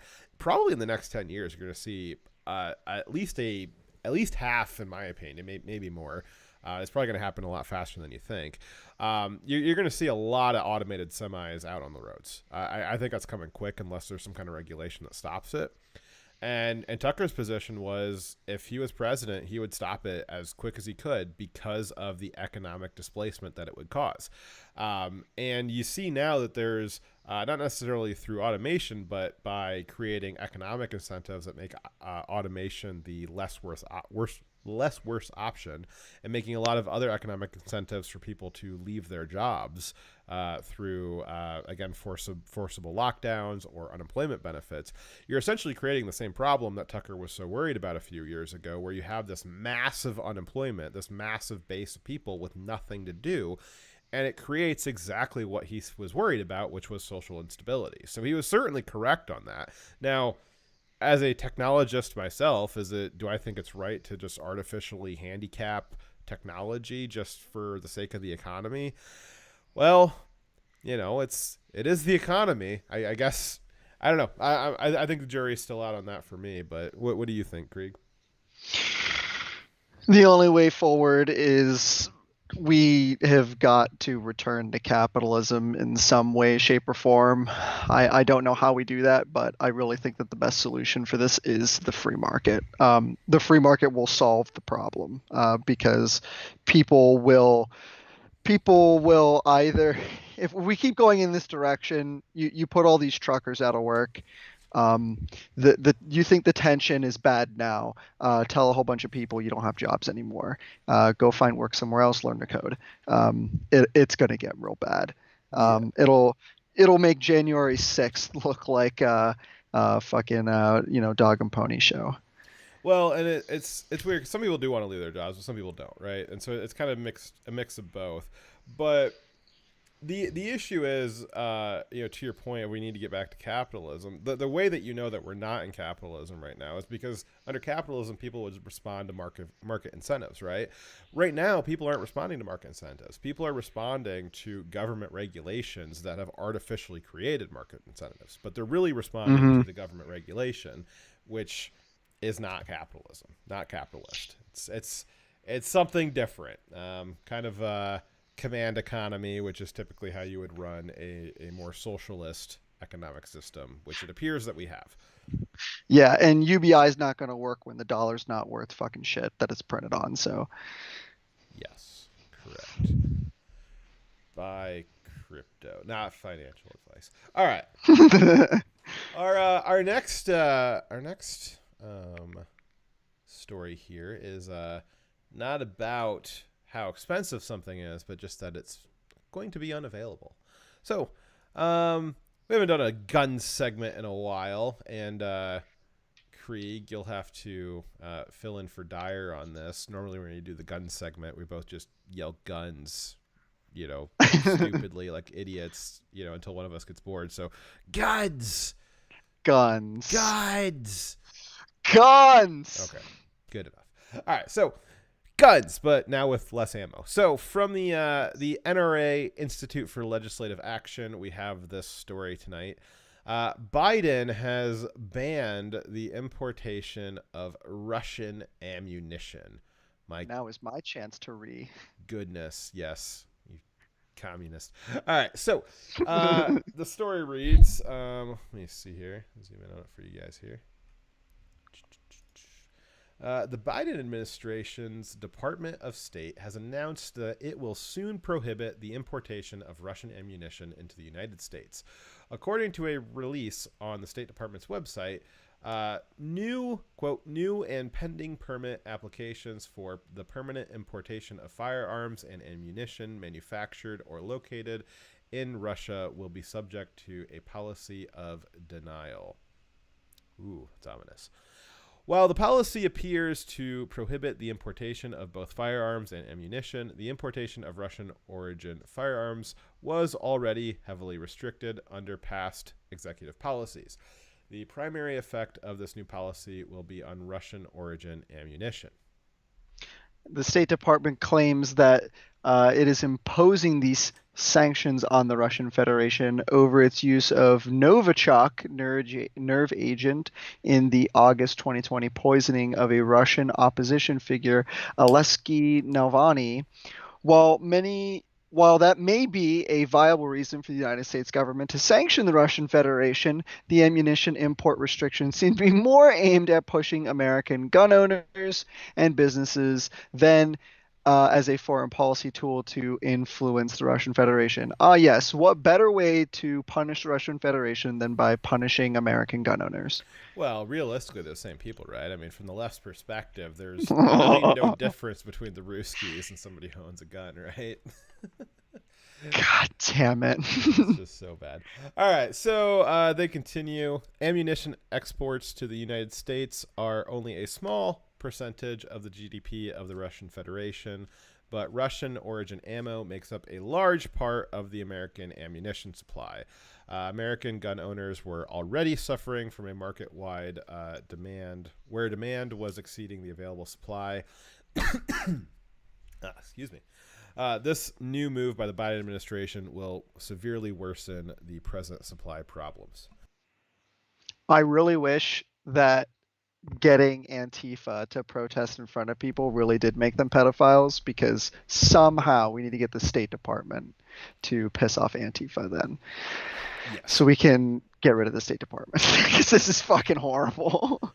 It's so and ridiculous. I'm so pissed. Yeah, so this is basically that last part was key there. So sanctioning Russian ammunition exports is like, you know, the smallest pinprick to the Russian GDP. They're not going to be hurting for it. It's fine.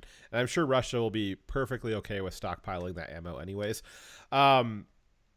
But it does create a massive supply shock for Americans trying to buy ammo. And ammo, if you've tried to buy ammo at any point in the last year and a half, you've been very out of luck. And the ammo prices were actually recovering a little bit, but this is going to just reshock the supply. I'm sure that some people have already been making moves to buy bulk of the supply that is available. And so I'm guessing the next couple of months here are going to be pretty dry for ammo. You're going to have a real hard time finding it anywhere, as you did most of the last year and a half. And this is likely to be, well, as of right now, the sanction is only for a year, right? But you know it's not going to last just a year. They're going to keep this going for a while. They're going to keep this going until somebody else can get in charge of the State Department, probably the next election cycle, and do something about this. But they are trying to choke off ammo any way that they possibly can. This is coinciding with some moves by the ATF that they are working on redefining what gun parts are what. They would like every part of the gun to be serialized, including the trigger, the stock, the slide, every part of it. So you wouldn't be able to buy, like a scope or change out your barrel or get a new grip. Everything would be serialized. You'd have to get a background check for all of it. So, shall not be infringed. No, they're not really taking that to heart, are they? No, of course not. And if I might just maybe connect some dots here, because that's always fun. Please do. So we so we banned we went after the Keystone XL pipeline because that's bad for the environment. We went after Russian ammunition imports, even though it has nothing to do, or very little to do with the Russian GDP. But the Russians are very invested in natural gas and other petroleum products. Yes, but it's perfectly okay because we're not going to go after the pipeline that Russia just built with Germany, which actually would impact their Well, in fact, Biden GDP. authorized that. That Yeah, the Russian pipeline was frozen under Trump. There was sanctions on it, and they were unable to continue on with it. And it was like, I think it was like day 2 or 3. Like, it was one of the very first things Biden did was immediately open up that the sanctions on that and allow them to continue the pipeline. And I believe it is now actually poised to start putting energy into Europe. And by the time the next administration gets in there, Europe and Germany will be very reliant on that gas supply. They won't be able to get rid of it. yeah, and it's just, dude, it just amazes me like how people can think and sit here and think that this administration gives two fucking shits about you or is not completely hypocritical in its policy. You could apply probably the toughest application of sanctions on Russia by limiting the pipeline and signaling to your environmentalist base that you give a shit about your supposed environmental concerns by limiting the transfer of further fossil fuels by limiting Russia's pipeline, but they just choose not to. And instead, they're going to go after their supposed sanction against something that has nothing, next to nothing to do with their GDP, won't hurt them in the least bit, but will only hurt Americans. It's surreal. Well, and kind of from I guess a perspective of like who has the moral authority here. As with many of the issues with Afghanistan and abroad, America has very much lost its moral authority to speak about most issues. I would say that for a Russian opposition figure, somebody protesting the Russian government, unfortunately, America's kind of lost a lot of standing in that position too. We don't have a lot of moral high ground to stand on when looking at that, based off of what happened to the January 6th rioters and protesters. Again, discussing what legal repercussions there should be for people that were trespassing or destroying property. We were all for that on this channel, but the heavy-handed jailing without trial for long term, the hunting of people across the country, and the treatment they've received while in DC prison has been not that great. And I think that a lot of that has kind of weakened the America's moral standing when it comes to being able to protest against your own government. The treatment of that was just a little over the top. And Russia's actually said that. Same way the Taliban has been citing back our failings as a moral country. China said that too. China's been saying, "Oh well, why would America be worried about the Uyghurs when Black Lives Matter says that they're enslaving black people in America?" We've lost the moral standing on that because of what the left has done. And Russia will say, "Well, what do you care about what we do to people protesting our government? Look at what you do to people protesting your government." I think Putin even referenced Ashley Babbitt at one point. I might be misremembering. He did. That. Okay. He did. Yeah. It was pretty embarrassing. Yeah.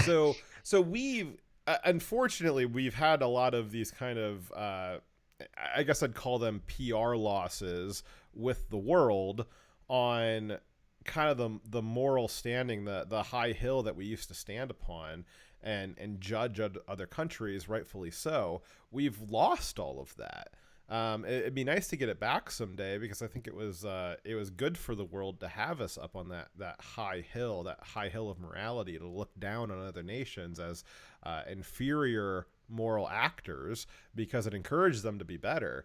But it's all for show now. We don't actually have that morality internally anymore, and you can't look at other countries anymore and speak with any kind of justification, which is why it's interesting that this was the key factor that Biden chose to say was the reason for the sanctions, was because somebody was protesting the Russian government and the Russian government killed them.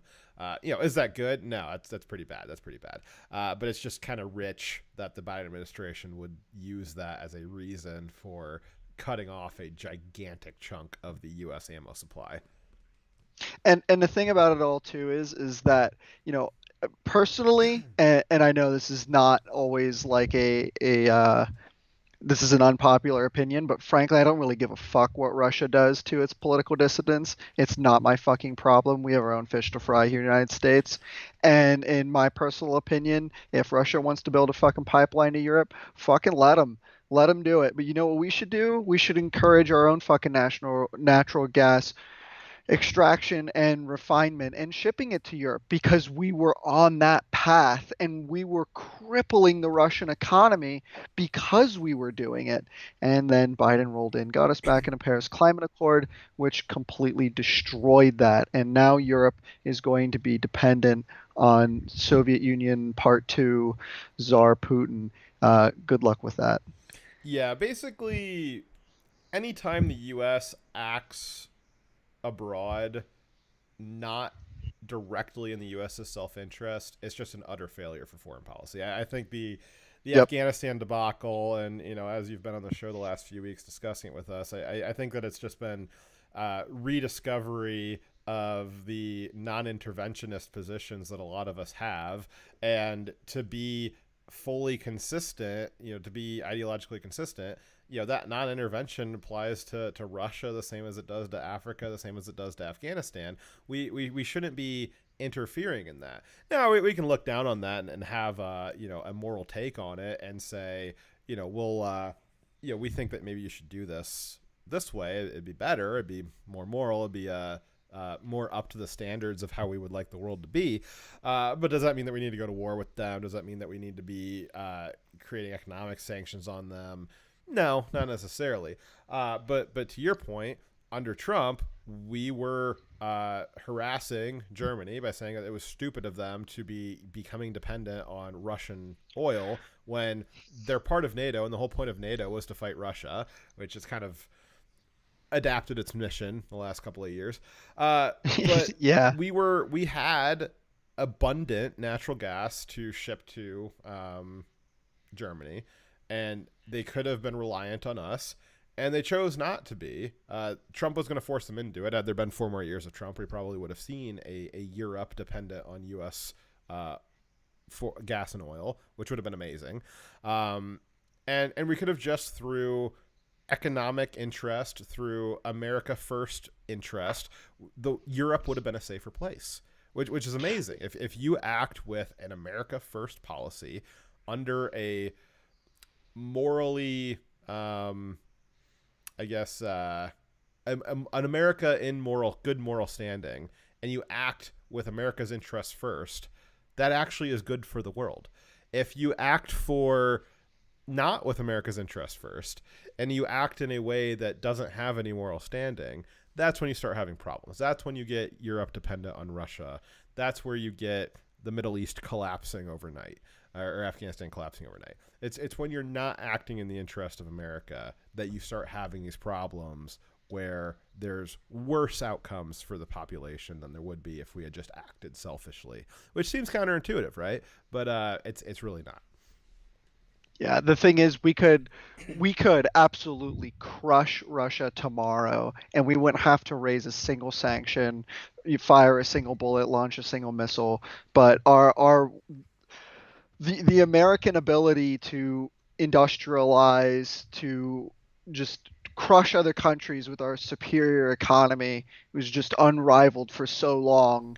But we're we're throwing that away so fast, and it's only going to get worse from here, folks. Yep. So if you've been waiting for ammo prices to drop before buying some, you should just go buy some now. Yeah, wait no longer. That is financial advice. Buy ammunition ASAP. Seriously. Alrighty. So our last story is, as always, the longest story. Will be a Afghan omnibus update where we just kind of have a, oh my god, there's a lot of pages here. I don't know how much of this we're going to get through because I'm getting tired here. But we have a lot of updates for Afghanistan here. We're going to kind of read through the bullet points here, and then Krieg, feel free to jump in and respond as we come across interesting topics. Let's see here. Pull up the... Oh no. Damn it. I hate these ad blockers. Dyer knows he did this on purpose. I told him not to use NBC as a source because it always has this ad block crap on it, and I can't actually look at the story. Hold on just a second here. So, Krieg, do you want to read that the first bullet point there while I'm trying to Yeah, through this absolutely. crisis here? So the U.S. has officially withdrawn from Afghanistan, but the crisis is far from over.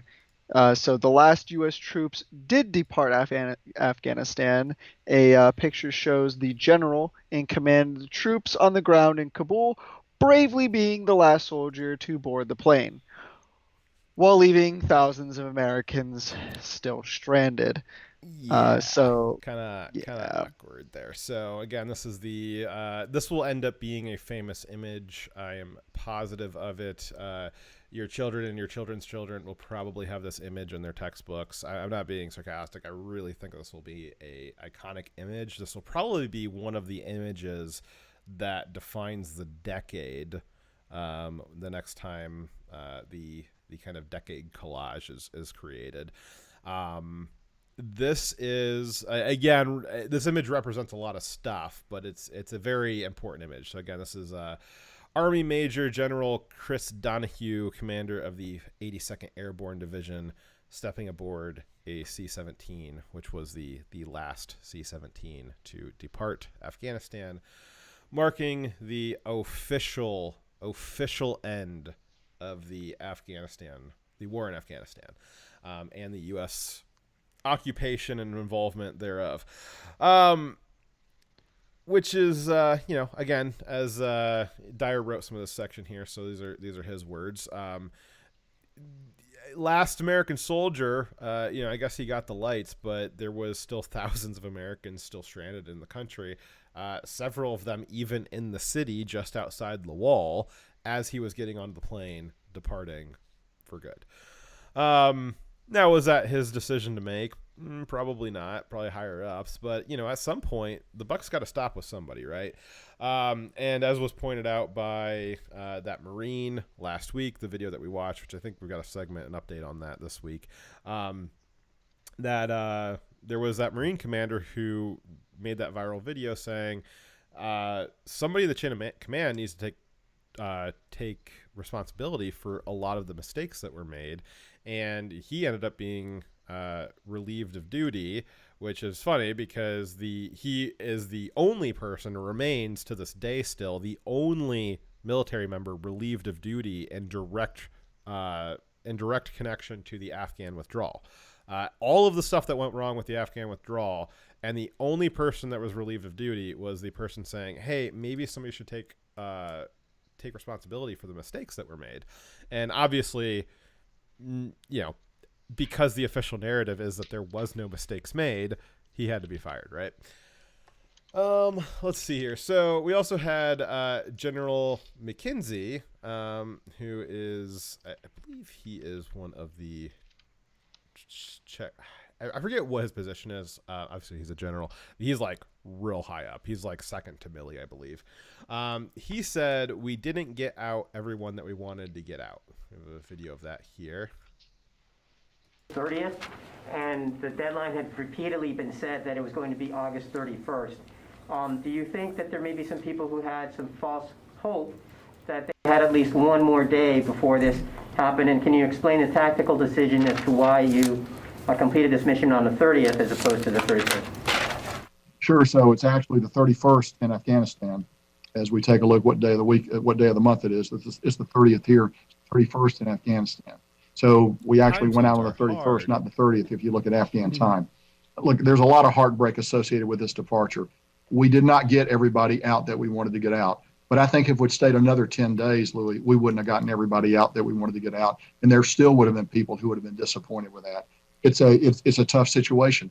But I want to emphasize again that simply because we have left, that doesn't mean the opportunities for both Americans that are in Afghanistan that want to leave and Afghans who want to leave, they will not be denied that opportunity. I think our Department of State is going to work that very hard in the days and weeks ahead. We did not get everyone out that we wanted to get out. Wow, that's kind of rough, right? So you had earlier this week marking the official end of the war, the official withdrawal. I believe that was on Wednesday, was the 31st, either Tuesday or Wednesday. And Joe Biden spoke, and the parts of it that were coherent, he said that the withdrawal from Afghanistan was an extraordinary success. Meanwhile, you have his generals admitting that we didn't get out everyone that we wanted to get out, which is, there's hard to square that circle there. Yeah, and I can tell you this. I've spoke to some people that are involved with some of the relocation of the Afghans and some of the people that were directly involved there on the ground in Kabul. And I can say that I think the estimation that the State Department of the number of Americans still in Afghanistan was in the couple hundred. Like maybe 500 or 600, they were saying. Yeah, that's just natural, like U.S. born citizens. There are well over 15,000 green card holders, people who have gone through the full immigration process prior to all of this, either through marriage or otherwise, who are also trapped there, who are U.S. green card citizen holders. Like they're not just rando Afghan number two, child bride master. These are people that we've already vetted. So yeah. It's a lot worse than what they're making out to be. Yeah, and I want to latch on to that estimate that you gave of the State Department did say that there was about, I think the official number was somewhere in like the 250 to 500 people, Americans, that remain stranded in the country, right? And what I found, and the reason for that is because the State Department claimed that there was many people, and Biden claimed this as well, there was many Americans that had citizenship or a green card that were eligible for citizenship that had declined to evacuate, and that they were going to remain in country, that was a decision that they had made. And so what's interesting is, if you guys remember a couple of shows ago, we did some math problems with the number of Americans stranded in country versus the capacity of the Air Force to withdraw them from the country. So we had talked about this, I think, 2 weeks ago, that initial estimates had put the number of stranded Americans in Afghanistan at 11,000. The Pentagon had reported that their capacity to airlift evacuees was about 9,000 people per day. And we had said this on the show, and I had been shown to be very correct about this, that you watch that as they have the capacity for 9,000 people per day, the number of Americans stranded in Afghanistan was going to stay exactly the same. And I was even a little bit wrong on that, because between the time when they had said that there was 11,000 Americans stranded and when the Pentagon had said that they had the capacity for removing 9,000 per day, over the course of the next couple of days, the number of stranded Americans rose to 15,000. So I found it rather incredible that 11,000 minus 9,000 people evacuated per day, that over the course of a couple of days, that adds up to 15,000. You know, the math there just doesn't work. And then that 15,000 number, and we showed this on the show last week, that 15,000 Americans was pegged at 15,000 for several days in the reporting by both the Pentagon, the State Department, and the media, even though they're supposedly evacuating 9,000 people per day, plus with all the planes.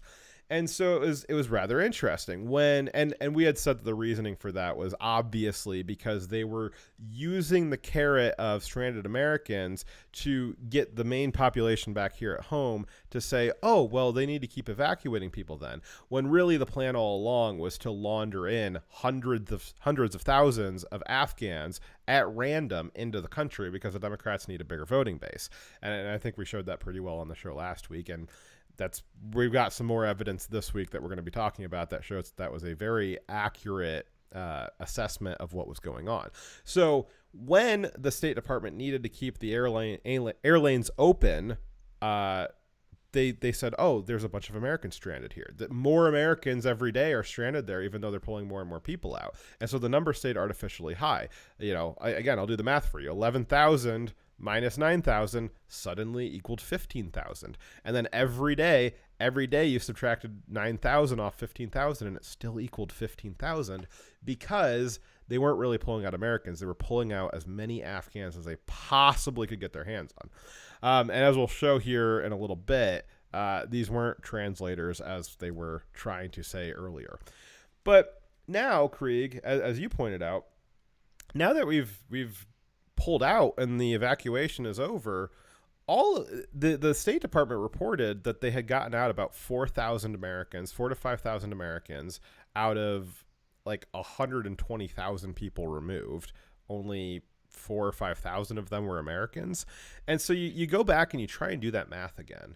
And you look at 15,000 was the maximum number of Americans they said were stranded in country. And they're now reporting that they removed about 5,000 of them. And all of a sudden, that equals 250 to 500 Americans still stranded.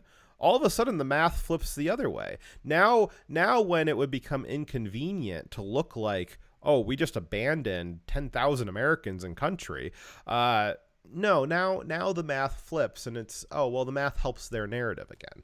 Do you see how they play that game where it's, you know, it's a bunch of Americans when they want to use it for, oh, well, we need to launder out Afghans. And then all of a sudden when it's like, oh, wow, it would look really bad on the administration that we left all of those people there. Now all of a sudden the math changes and it goes way down real quick. Yeah, it's always changing to, you know, it's so weird because the media has been going after the Biden administration recently, but they're still covering for him, like at the same time, you know, because they're still going along with this bullshit. And you know, if we ever get a hearing on this, which methinks probably not. I think you get a hearing on this after something that begins with B and ends with Oogaloo, but yeah, well, that hearing ends in fucking please face the wall, but you know, yeah, it's crazy the way this has all gone so far. I mean, you remember the Benghazi hearings, right? I mean, what came of that was nothing when it was Absolutely so obvious that something was there, and they just weren't able to get it out of there. It was a combination of the Democrats are good at cover-ups, the military was embarrassed, they didn't want to help it out any, and the Republicans are just generally incompetent fools. So, like, the math on that isn't different now. The Democrats are still good at hiding stuff. The military is extremely embarrassed about this, especially their higher ups. The officers have shown during the Trump administration that the officer corps is very willing to play politics if they don't like the president. That was very evident the last 4 years, and very unfortunate to realize that, but it's still a fact on the ground. And I mean, the Republicans are generally still fools. Like, most of the Republicans are not intelligent. They're not good faith conservatives. They're just fools who have power because, same thing with the Democrats, a lot of Republicans are in red safe districts. It's not a lot of Congress that has to deal with actual competition. And like the AOC wing of the Democrat Party is trying to primary out their Pelosi types, the old guard Democrats. The AOC wing is trying to primary them out.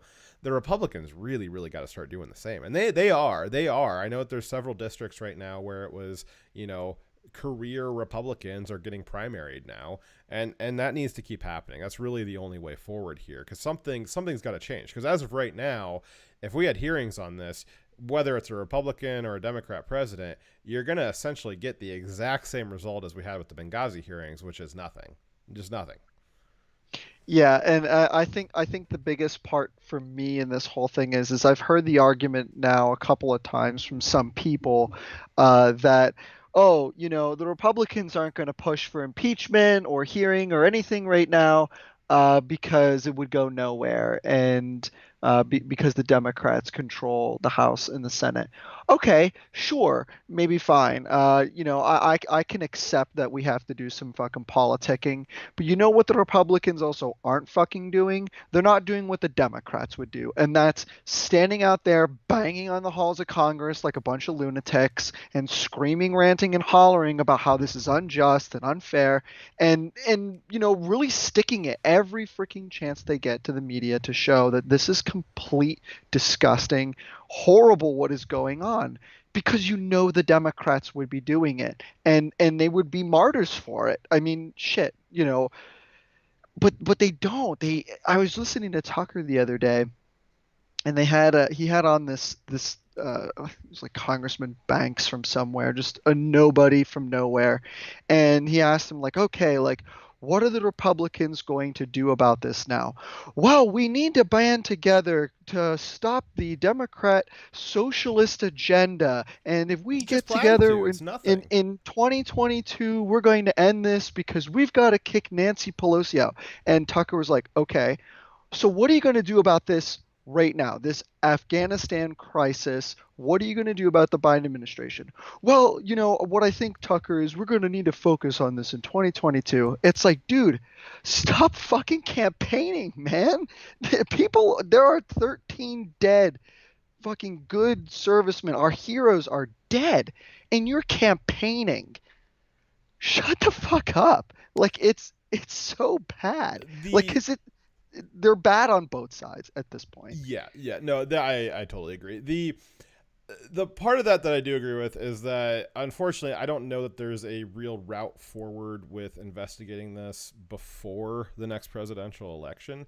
I think and let me lay out here maybe a strategy that I think would be effective for dealing with this. I think any hearings on this are going to, even if we were able to replace out some of the congressmen, I think just the State Department and the military complex is just the agencies and the departments are just too dense, and they're too bureaucratized with permanent deep state officials. Again, it's the permanent bureaucracy. The deep state's not a conspiracy. The deep state is just describing that you have these bureaucratic entities that are superstructures over the executive branch, and they don't switch out their people with election cycles. They're career bureaucrats. They're just there forever, and it doesn't matter. They don't really care who the president is. They just get to retain their power without being elected forever. I think with the State Department and the military, they're too dense with those career people there. And I think any investigation is just going to result in the same thing that the Benghazi investigation did, where you're not going to get anything out of it.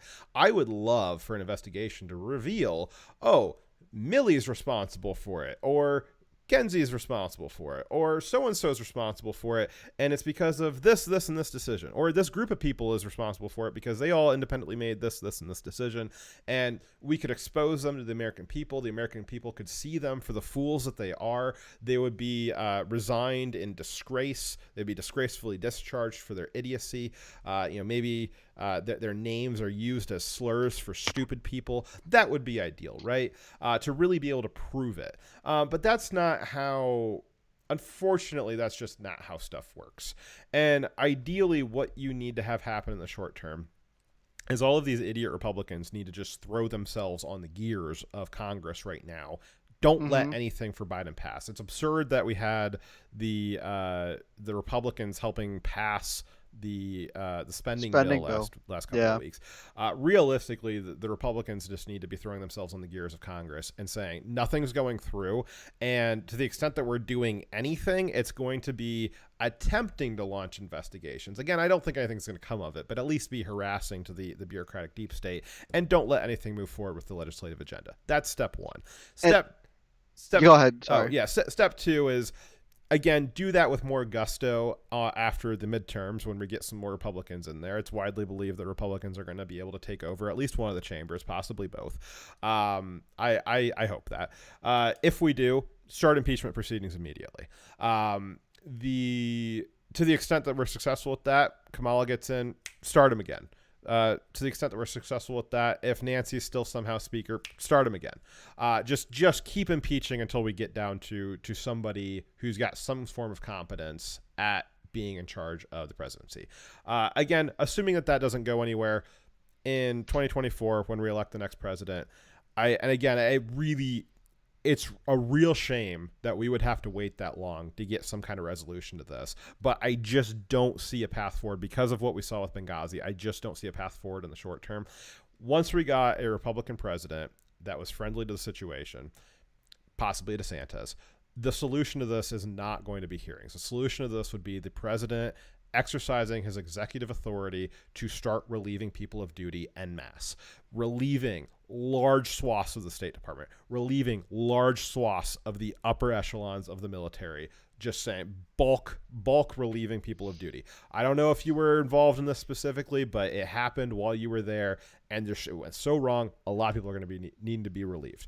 Then start replacing them with properly qualified individuals. Again, it'd be a real undertaking, but like I said at the beginning of this rant, I would really love for an investigation to happen that revealed, oh, these specific people made these specifically bad decisions either for corrupt intent or because they're idiots, and really parade them around in front of the American people that they're idiots and that they did this on purpose or they did it through gross incompetence, and really embarrass them. I think that would be extremely cathartic, yeah, for America and for veterans and for our view of what happened, what it looks like happened abroad, for other countries looking in on us. But I just don't think it's going to happen. I think you just need to have a president come in and just say, we're not going to play the game like we did with Benghazi, where we're going to have hearings. We're just going to use executive authority to start relieving people of duty, start cleaning house with the State Department, and just get it over with. Unfortunately, we just don't have time or really the ability to conduct hearings in the way that I would like to have them conducted. Yeah, I don't think it's gonna happen. I mean, and it's not just the military that I think needs to be gone after. I mean, personally, I think that, you know, almost kind of wish that the Republicans would stop going after the competence and the mental state of Joe Biden, because I'm far more concerned about him as a career politician, and I would have loved to see the hearings make an example of him, because he is the commander in chief and he did get the final say on this shit, and he should be made an example of as a career politician, that this is what you get when you elect people with no leadership experience. They completely destroy your foreign policy and your economy, and I mean in the most historical way, honestly. Yeah. So, but that not gonna happen. Never gonna happen. Yeah, and I don't think that exercising executive authority to relieve people from the executive branch, I don't think that's tyranny. I know that the left likes to try to pretend that it is, and it kind of even seems like it, right? But that's because the deep state's kind of created this propagandistic miasma that a president firing people from the State Department or a president relieving military commanders, that's somehow that's executive overreach. No, that's actually executive reach. Like, that's what the executive's allowed to do. But they've kind of created this propaganda kind of thought worm where people kind of think, oh, well, isn't that kind of corrupt if the president's just like firing a whole bunch of people? It's really not. But to the extent that it is, I just don't care. it's really been both parties, right? I don't want to say it's just the left. It's really been kind of the authoritarians in both parties have re-engineered the executive branch to the extent that it is an authoritarian style organization at this point. All of the bureaucracies and the way that they protect themselves and the especially the upper echelons of the military right now, I think that was revealed painfully clear, especially the last month. I take no pleasure in saying that the Pentagon is just completely corrupt at this point, and completely self-interested. That is very difficult to say because that's not what people wanted. It's not what people hoped it was. Everybody hoped that the military was kind of this, unimpeachable moral good, and that all military members were that, but clearly not the people at the very top. Clearly not. But again, I think that the solution would just be mass layoffs, having the president come in and just say, we don't have time for us to figure out what went wrong because it went so wrong, and the way that it went wrong was very complex. We just know that it did go wrong, and we know that this group of people was largely responsible for it going wrong, and we just got to get them out there. We just got to get them out of there. It's just out. We don't have time for hearings and all that stuff.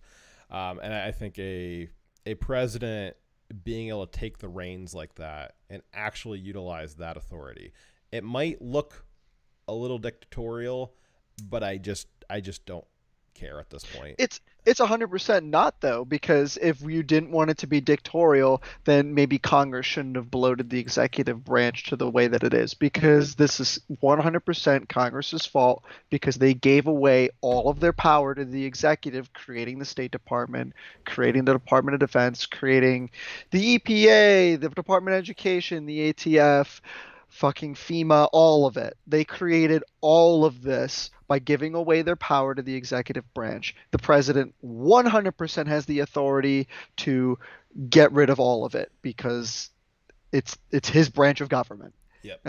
So, yeah. All right. Well, we've done a very bad job at speed reading these bullet points, so I'm going to try again at speed reading these bullet points. And that was definitely my fault because I went off on a big tangent there. But how about this, Krieg? We'll try and speed read through some of this stuff, and then we'll kind of, I guess, maybe for your benefit in the notes, if you see something that like interests you as a topic, just highlight it for yourself, and we'll circle back to it once we kind of try and get through the big list. Yes, we will circle back here, famously.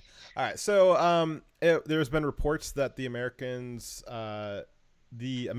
stranded in Afghanistan are not only people who were unable to safely travel to the Kabul airport. Some of the Americans actually were reported and actually filmed kind of video documentation that they reached the Kabul airport and they were turned away by Americans, by the State Department or American troops. You had Americans that wanted to leave the country. They made it to the airport and they were turned away. While Afghans with no claim to American citizenship, Afghans that had no association with assisting the embassy or the troops or anything going on there, just random Afghan civilians that weren't helping us do anything, they were allowed in without question. Republican Senator Ron Johnson from Wisconsin sent a letter on Friday to Secretary of State Anthony Blinken and Secretary of Defense Lloyd Austin regarding, quote, troubling news as that a bus of Americans was turned away from the Kabul airport while evacuations were underway. They turned away an entire bus of Americans. Senator Johnson had investigated the incident and was able to provide specific names of specific Americans that had been abandoned in the country after this turned away. So, again, there's some specific reports of that we just brought you, but also there's been reports of a lot of other ones that are, again, there's just numerous examples of proven cases where Americans with American IDs, passports, and documents showed up at the airport and they were turned away by either the State Department or the U.S. military. And we have just the obvious evidence of just absolute zombie hordes of random Afghan civilians with They're not translators. They weren't helping at the State Department. They weren't helping at the embassy. They weren't, Afghan military fighting alongside our troops or, shooting them in the back. They were just allowed to swarm the airfield. They were allowed to commandeer C-17s. The military pilots were just more than happy to take off with their planes, being commandeered by 800 Afghans. We had all that, but you got a busload of Americans shows up. Nope, they get turned around. You get Americans showing up at the front gate. Nope, they're turned around. And it's really wild because some of these are probably due to bad policies that the State Department was implementing. We talked about some of those, especially the blood tax, the State Department charging thousands of dollars for Americans to be evacuated on U.S. military planes, which was absurd. But at the end of the day, it's really unfortunate. I talked a lot about this with Dyer and Krieg. We talked a little bit about it in the last show. It's really unfortunate because a lot of the stuff comes down to decisions that specific soldiers on the ground in the moment made. Some soldier made the decision to turn around a bus full of Americans. I mean, you can say what you want about the policy, but at the end of the day, some specific grunt on the ground made that decision. There's a story that we're going to be bringing up here in a second about military working dogs, military service dogs that were abandoned, and the handlers that were in charge of them. There was a civilian NGO of Americans that was going to handle the transfer of these dogs back to the States. And before you say, oh well, there wasn't room on the planes, there was plenty of room on the planes for these dogs. The American civilians that were trying to work to get these dogs out of the country, they were actually turned back from the airport too. One of them was inside the airport helping take care of these dogs, and she was forced to leave the airport before all the planes left and left her behind. She's actually still stuck in Kabul right now. She's an American citizen, not naturalized Afghan. No, she's a full, long-term, been here for generations American citizen. She was in the country at part of an NGO trying to get these dogs out. And I really don't like what I'm about to say, but some American soldier told her, probably, I would imagine that she was reluctant to leave the airport. Again, I'm editorializing a little bit here. We don't have video of this. I'm kind of imagining a story here.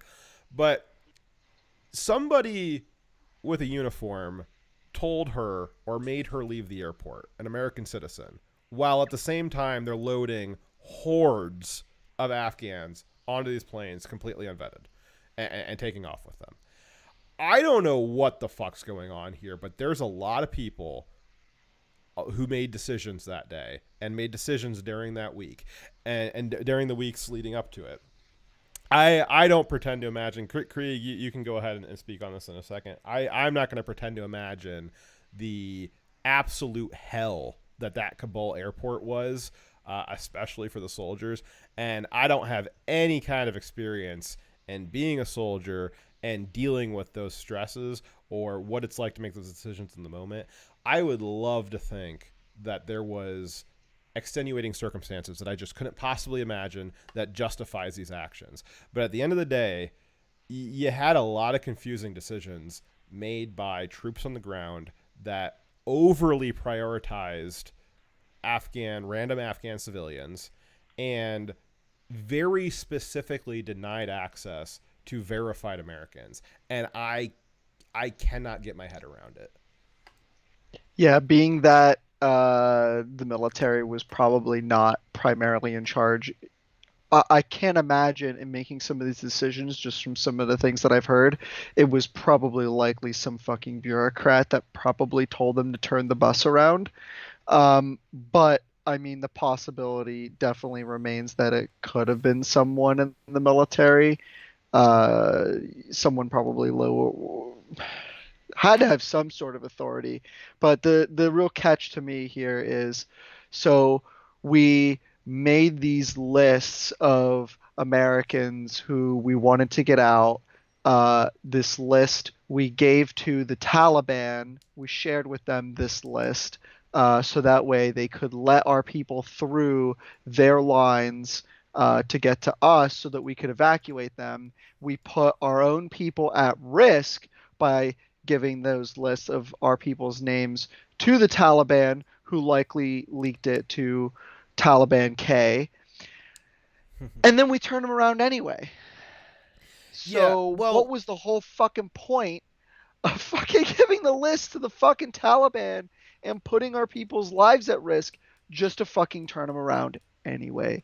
And I fully agree with you that probably some State Department bureaucrat on the ground told the military to do that. But the fact remains that you had soldiers who made the decision, I am going to follow what the State Department says. The State Department's not in the chain of command. State Department is not in the chain of command for the military. There's the military. It goes, the chain of command leads you up to the Pentagon, and the Pentagon responds directly to the president.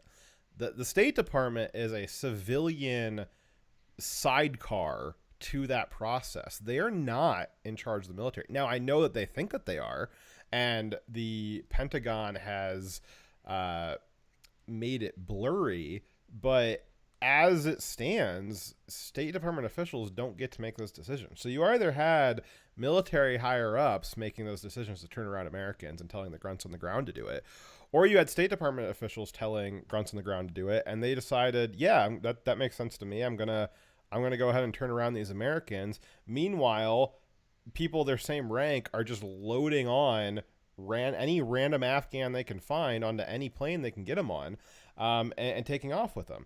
And we talked about this 2 weeks ago, the C-17 that was commandeered by 800 Afghans, and the pilots decided they were going to take off anyways, and the flight tower cleared them for takeoff, even though they had unknown people had commandeered their plane, unknown people, an unknown number of people, an unknown weight. It was not safe for takeoff. They broke hundreds of regulations. That was what was reported to make that takeoff. And when they landed, they were celebrated as heroes. They broke every regulation in the book to take off with as many random Afghans as they possibly could. Yet when it comes to a busload of Americans, nope, it's got to be strict and regular. And if you don't got your papers dotted in the exact way that they need to be, nope, you got to go back into the the city that's just been taken over by 8th century barbarians. Good fucking luck. They won't. There wasn't any group of military guys that was saying, you know what, we broke a bunch of regulations to get those Afghans off in that commandeered C-17. You know what, I'm gonna break regulations and ignore what the State Department just told me to do, and I'm gonna let this busload of Americans through, and we're gonna go ahead and get them on these planes. It was everything by the book, to the point of people have to die just to make sure that we meet these regulations when it came to Americans. And when it came to random Afghans, every regulation and rule and order was completely off the table. We're going to break everything just to get random Afghans onto these planes. And I just can't get my head around it. Yeah, I don't mean to push the conversation longer than it needs to, but this is why it is so vital that we get a good hearing on this, and because we need to subpoena the people on the ground there that did shit like this, that turned the bus around, and have them appear before Congress and testify. Why was the decision made? And then bring that guy in. Who told you to do this? Bring it up until you find out the last person that told somebody to do something, and figure out who did that. Because it's all of these decisions just seem so abhorrent and just insane. Really, Twilight Zone, Black Mirror levels of completely insane. That I've been thinking about that a lot lately. What are we missing something here? Are we not getting the full picture? Was there some alien space aids going on the bus? Yeah, it was that a we zombie weren't aware plague of or something. Yeah, or, no, what the fuck is happening? I don't even know if we ever will get clarification on this, but we fucking need it so bad. Because I have no confidence and no trust and no faith in my government, in the military, uh, in any of the most critical institutions in our country after this debacle, we're on our own. Honestly, we are Yeah, and completely on our own. it's really concerning for some of the more violent prognoses of what the future holds for this country when we just had a very prime example of the American military had a very rare opportunity to serve and protect the American people, which is what they allegedly signed up to do, right? And in my opinion, the test of that, it didn't come back with flying colors. The military's willingness to put foreigners over the American citizen was far and beyond what I thought it would be. To the point of forcibly moving Americans into jeopardy just to get more foreigners protected. That is extremely concerning, and that was why it was last week I coined the term blue hats. I think that this is a blue hatting issue. I think, and by what I mean by blue hats is that the American military is adopting what you would expect the UN blue helmet troops to be adopting, where the UN troops are not for any particular country, they're for citizens of the world. And the American military has started adopting a stance that they are here to protect citizens of the world, not Americans exclusively. And so that's why I've coined this term blue hatting, where it appears that you've got a lot of blue hats in the military. That they're not wearing a blue hat just yet, but they've got the persona and the value system of, well, American, yeah, they're just as good and bad as any other citizen of any other foreign nation. There's no effort or emphasis to protect the American citizen at a higher rate or level than a foreign citizen.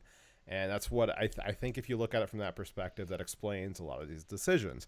If this evacuation had been conducted by UN blue helmets, I think a lot of these decisions would have made a lot more sense. It would say, okay, well, I understand I would have liked to see a lot more of American citizens protected, but I understand that the UN's there for everybody. They're not just there for Americans. So, some of these odd decisions make a little more sense in that context. But because it was an evacuation carried out by the U.S. military, it doesn't make sense that there was a lot of Americans excluded from the process here, specifically to try and get more foreigners in. It doesn't make a lot of sense. So that's why I said, seems like a lot of these guys on the ground are starting to become blue hats, and that makes sense with the way the training regiments become warped over, especially the last decade. Having a lot of this critical race theory stuff, a lot of this anti-American bias in military training seminars.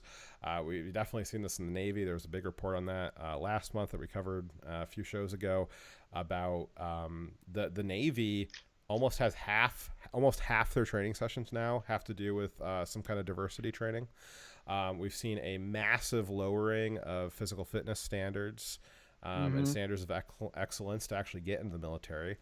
And I think that what we saw the last 2 or 3 weeks is a direct result of a lot of those policies designed not necessarily around weakening the military, but around weakening the military's resolve to protect Americans exclusively and to turn them into blue hats. Yeah, without a doubt. And I mean, it's sad, terrifying. but that about it's not just sad; it's terrifying. I imagine it's very sad. Yeah, for, it is for you, but I mean, it's terrifying as a civilian. I take no pleasure in seeing that. No, I mean, and it's really scary shit because, like I said before, we're not. I don't know how we fix this. I don't know where we go from here because it's so rotten to the core. I don't think the American people. I'd love to see the polls because I don't think the American people have lost faith in the military this hard since Vietnam. Yeah. And that's pretty scary shit because that was all propaganda. A lot of it was. This is not propaganda. This is black and white shit that people are very disgusted with. Well, and I think you're right about that too. That there will be kind of this might result in a Vietnam style PR disaster for the military, right? But what's really scary about that is that, and maybe this was maybe even the intention, is that this creates kind of a us versus them thing with the civilians versus the military, right? And so you got the civilians with kind of just cause to be upset at the military, and then you can use that on the flip side to say, oh, hey, like, military guys, the American citizens, they're not real happy with you. They probably want to do bad things to you. And so that encourages and justifies someday American military action against American civilians, which, again, you got to create this us versus them narrative. The left's been doing that a lot with race. They're very good at doing that with race. Maybe the thing that we've been missing is that they're doing that with the military as well. And that's pretty scary to think about. For sure.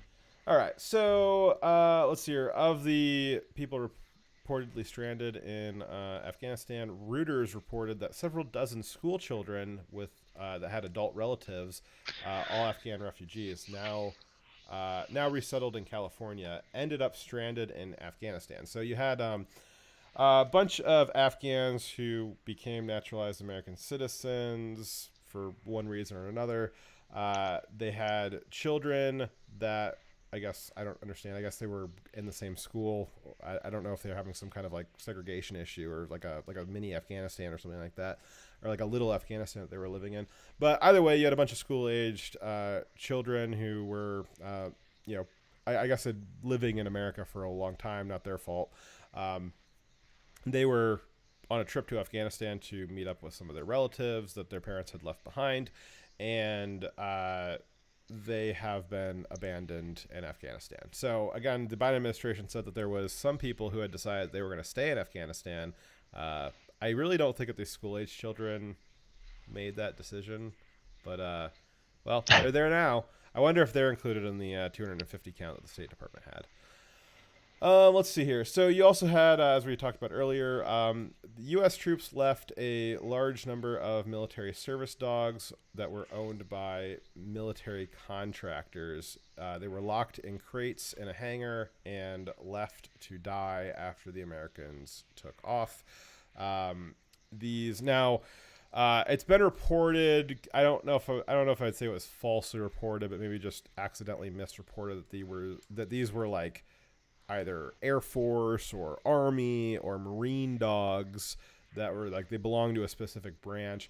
Now these were dogs that would belong to like Blackwater or like some kind of military contractor. These were service dogs. I mean, they're still badass dogs, and they were the same kind of dogs that you would see in a branch as a branch dog. But they belonged to private kind of, I guess, what would you call it? A mercenary group, right? They're mercenary dogs essentially, but they were there along with the mercenaries. That's kind of the contractors, the euphemism for mercenary. They were there with the other contractors. They were there in a militaristic capacity, working alongside U.S. troops to secure areas. These dogs served the country. They served the situation, and they were left in their cages, locked cages, in a hangar, and everybody just took off and left. That picture that we saw earlier of the last, let's see if I can find it again. I lost it. Yes, this guy. So that guy's getting onto a plane, and I mean, you can't see it in the picture, but you know it's there. Behind him somewhere is a hangar, and it's full of locked dog crates with dogs inside of them, left to die in the Afghan heat. I just, it's very, again, very interesting decisions made. Let's see here. So again, as I said earlier, the woman that was taking care of these dogs and was working to get them back, was kicked out of the airport. She was in the airport. She was taking care of the dogs. She was working with the State Department to find which flight the dogs were going to go on. And then at a certain point, she was removed from the airport. The dogs were left in the cages, and then the military just left without either of them.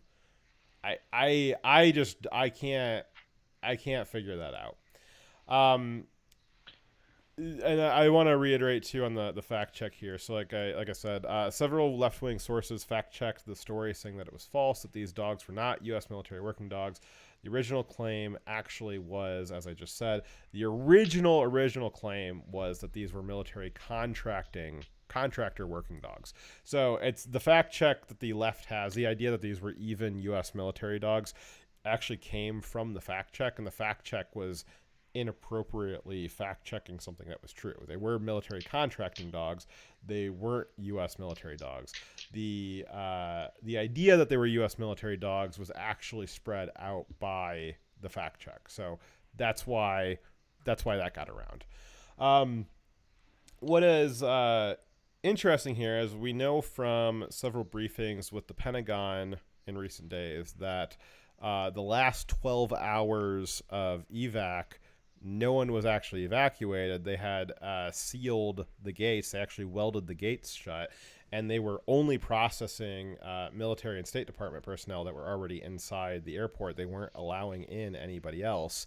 And they actually had 5 C-17s, which are big fucking planes, guys. Real big fucking planes. 5 of them took off with no one and no cargo on them. It was just the pilots and the aircrew. They could have at any point said, all right, well, we don't really have, it's the final hours here. We don't really have an itinerary list. It's just everything that's not nailed down has to go.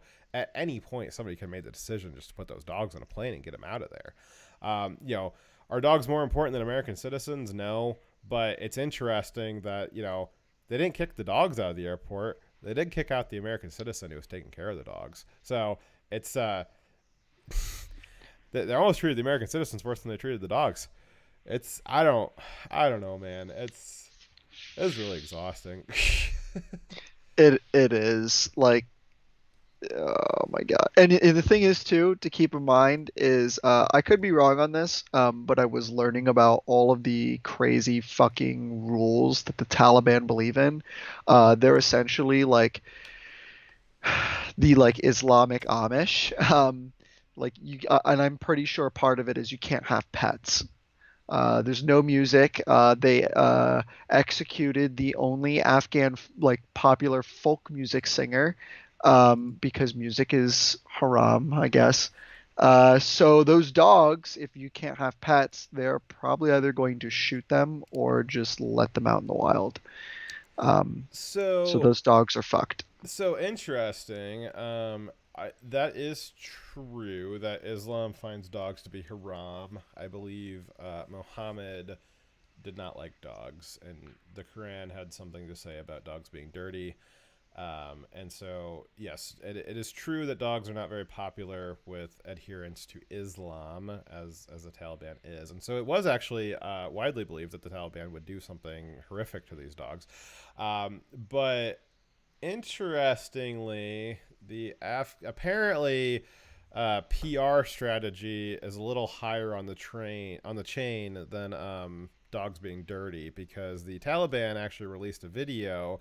It was like a pretty well-crafted press release that they had found the dogs that the military had left behind. They were taking care of them, and they wanted the American people to know that the dogs were safe and being well taken care of, well cared for, and that the dogs would eventually be pressed into service for the Taliban and the Taliban's military. So, nice. I guess... I guess, you'd always rather see a prisoner of war than, a toe tag, but it's not easy either way, and I just don't understand why. We talked about this a second ago with the Russia thing, about Russia executing dissidents, and, not necessarily that America is wholesale deliberately executing dissidents right now, but we have lost a little bit of a moral authority on that measure. On with dogs, treating animals with respect and animal rights and that sort of stuff. I mean, you've got the Taliban releasing a press statement to console the American people that the dogs that they left behind are going to be okay and that they're going to be well cared for, and they want the American people to like rest easy at night, that these dogs will be okay. And they released that because the American government has lost such moral standing that they can say that, and it makes me feel at ease because I know that our government didn't do anything for those dogs.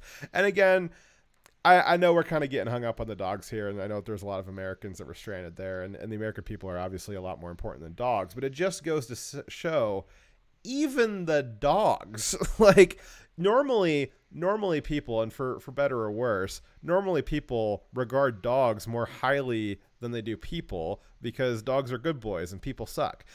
But even the dogs, the U.S. government couldn't even do something for the dogs. They treated the dogs that poorly. And it goes, it kind of shows, well, it's not surprising that they treated the people that poorly too.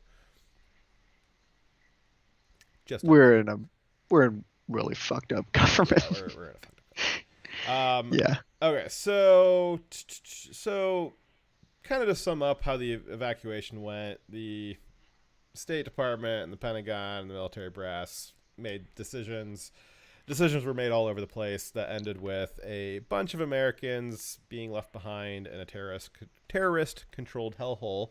But, at least we saved a bunch of Afghan interpreters and embassy workers, right? These Afghans that fought alongside us and, helped out with the embassy and translated all these Afghans that were helping us out, right? Well, no. The thing about it is that out of the approximate 123,000 Afghans that were evacuated, like dozens of them, dozens out of 123,000 were actual interpreters. There were, in fact, so few interpreters evacuated from Afghanistan that all branches of the military and the State Department are currently asking and seeking Afghan interpreters because they are currently unable to translate for the hundreds of thousands of Afghan refugees because none of them are interpreters. And so we just had, we were just told for the last 2 or 3 weeks that there was 80,000 interpreters in Afghanistan that needed to be evacuated. Now, I think on this show we knew that was just bullshit. That was just pure propaganda. It wasn't true. They were just trying to get as many Afghans in here as possible. It was just all made up. But I knew that there was at least some translators. I didn't think that there was 80,000 of them, but I knew that there was at least some translators. And it appears as though we didn't get any of them. We got like a couple, a handful, but almost none of them. Like so few, in fact, that again, we're now hiring. If you speak, I don't know what they speak in Afghanistan, but if you speak that go get a job at the U.S. military or the State Department right now because they have tens of thousands of Afghan refugees that none of them speak English, which is just crazy. I think 2 of the most popular languages is Pashto and Dari. Yeah, great. As Mark Levin would say, yabba dabba do. He always says that when there's like a hard to pronounce foreign name, he'll just call him yabba dabba do. Jesus Christ, that's hilarious. Levin's based. Let's see. So, in addition to very few to none interpreters, we were also told that these refugees were very well vetted, which was also just total fantasy land. One of the refugees that we brought back to the U.S. had actually previously been a U.S. citizen who had his citizenship revoked, and he was deported back to Afghanistan because he raped a bunch of people. He was kind of like a serial rapist, and so we sent him back. And wow, he's the one who got evac'd. We were just bringing their best, right? I just for a second just fantasizing like the alternate reality where Trump got a second term and like this didn't happen like this. But like, could you imagine Could you imagine if a C-17 had taken off with, and we don't know which plane this rapist was on, but I'm going to go ahead and just guess. I mean, if they're going to make up stuff, I can make up stuff too, right? Just imagine for a second that this rapist is one of the ones that was on that C-17 that was commandeered by 800 Afghans and took off anyways. I mean, and they were that whole flight crew and the tower, the flight tower that cleared them for takeoff. Everybody lauded as heroes. And, there's potentially a rapist on this plane right now who had raped several American citizens and is now back in the country. I just imagine if Trump had been a part of this, he would not have let that plane take off. He would have said, turn it back around. We're not doing this. We're not vetting this. Or he would have just said, if it takes 2 years, 10 years, 100 years to vet all these people, that's what it takes. But we're not letting them into the U.S. until they're vetted. But, you got somebody who's in the U.S. databases as a known rapist who was deported. And somehow that gets missed on the way back in. So you can imagine what other stuff is going on there, because a lot of the Afghanistan was not a modern country. Some of the cities were, because we gave them $2 trillion to modernize them. But most of the Afghan people, they weren't a part of that system. They didn't have documents. They weren't part of criminal databases. We have no idea who and what they were before they got onto those planes. And so we have people who were definitely in U.S. databases as known bad actors, not to be let back into the country, and we still let them in. Do you think the other people who aren't in any databases because they never had opportunity to come across something like that, do you think that they're all good boys too? Yeah, I think we on what you were saying about Trump's second term, I think we need a second fucking escalator scenario. They're not sending their best. They're sending their rapists. Yeah. Dude, Trump would be flipping the fuck out. Send them back. Fucking, I don't care if you need to put parachutes on them and fucking give them back, but send them the fuck back. No, I mean, especially with the, because we'll get into this pedophilia thing here in a second here, but God damn it. Any of the Afghans that get caught doing pedophilia stuff, anything that is anywhere where the American law and the Taliban law line up, I say we deport them right back to Afghanistan. You tell the Taliban what they did, and you let the Taliban handle it. Yep. You got anybody that is raping little boys over here, you send them right back to the tender sweet mercies of the Taliban, and you let the Taliban take care of it. I think that's got to be a real easy decision, but it won't be. Bag them all if the Taliban sort them out. Mm-hmm. Can you read that bullet point? Sure. According to an Al Jazeera reporter who toured the airport after the withdrawal, the Taliban said they are angry and disappointed and feel betrayed after America left so many inoperable helicopters and planes. The Taliban are mocking the U.S. by complaining that the U.S. had left too many damaged aircraft. Wow. Biden wasn't wrong that they are a new Taliban. I think he was wrong in the way that they're new. Yeah. They're all just it's like the 4chan Taliban now. They're all just essentially posters.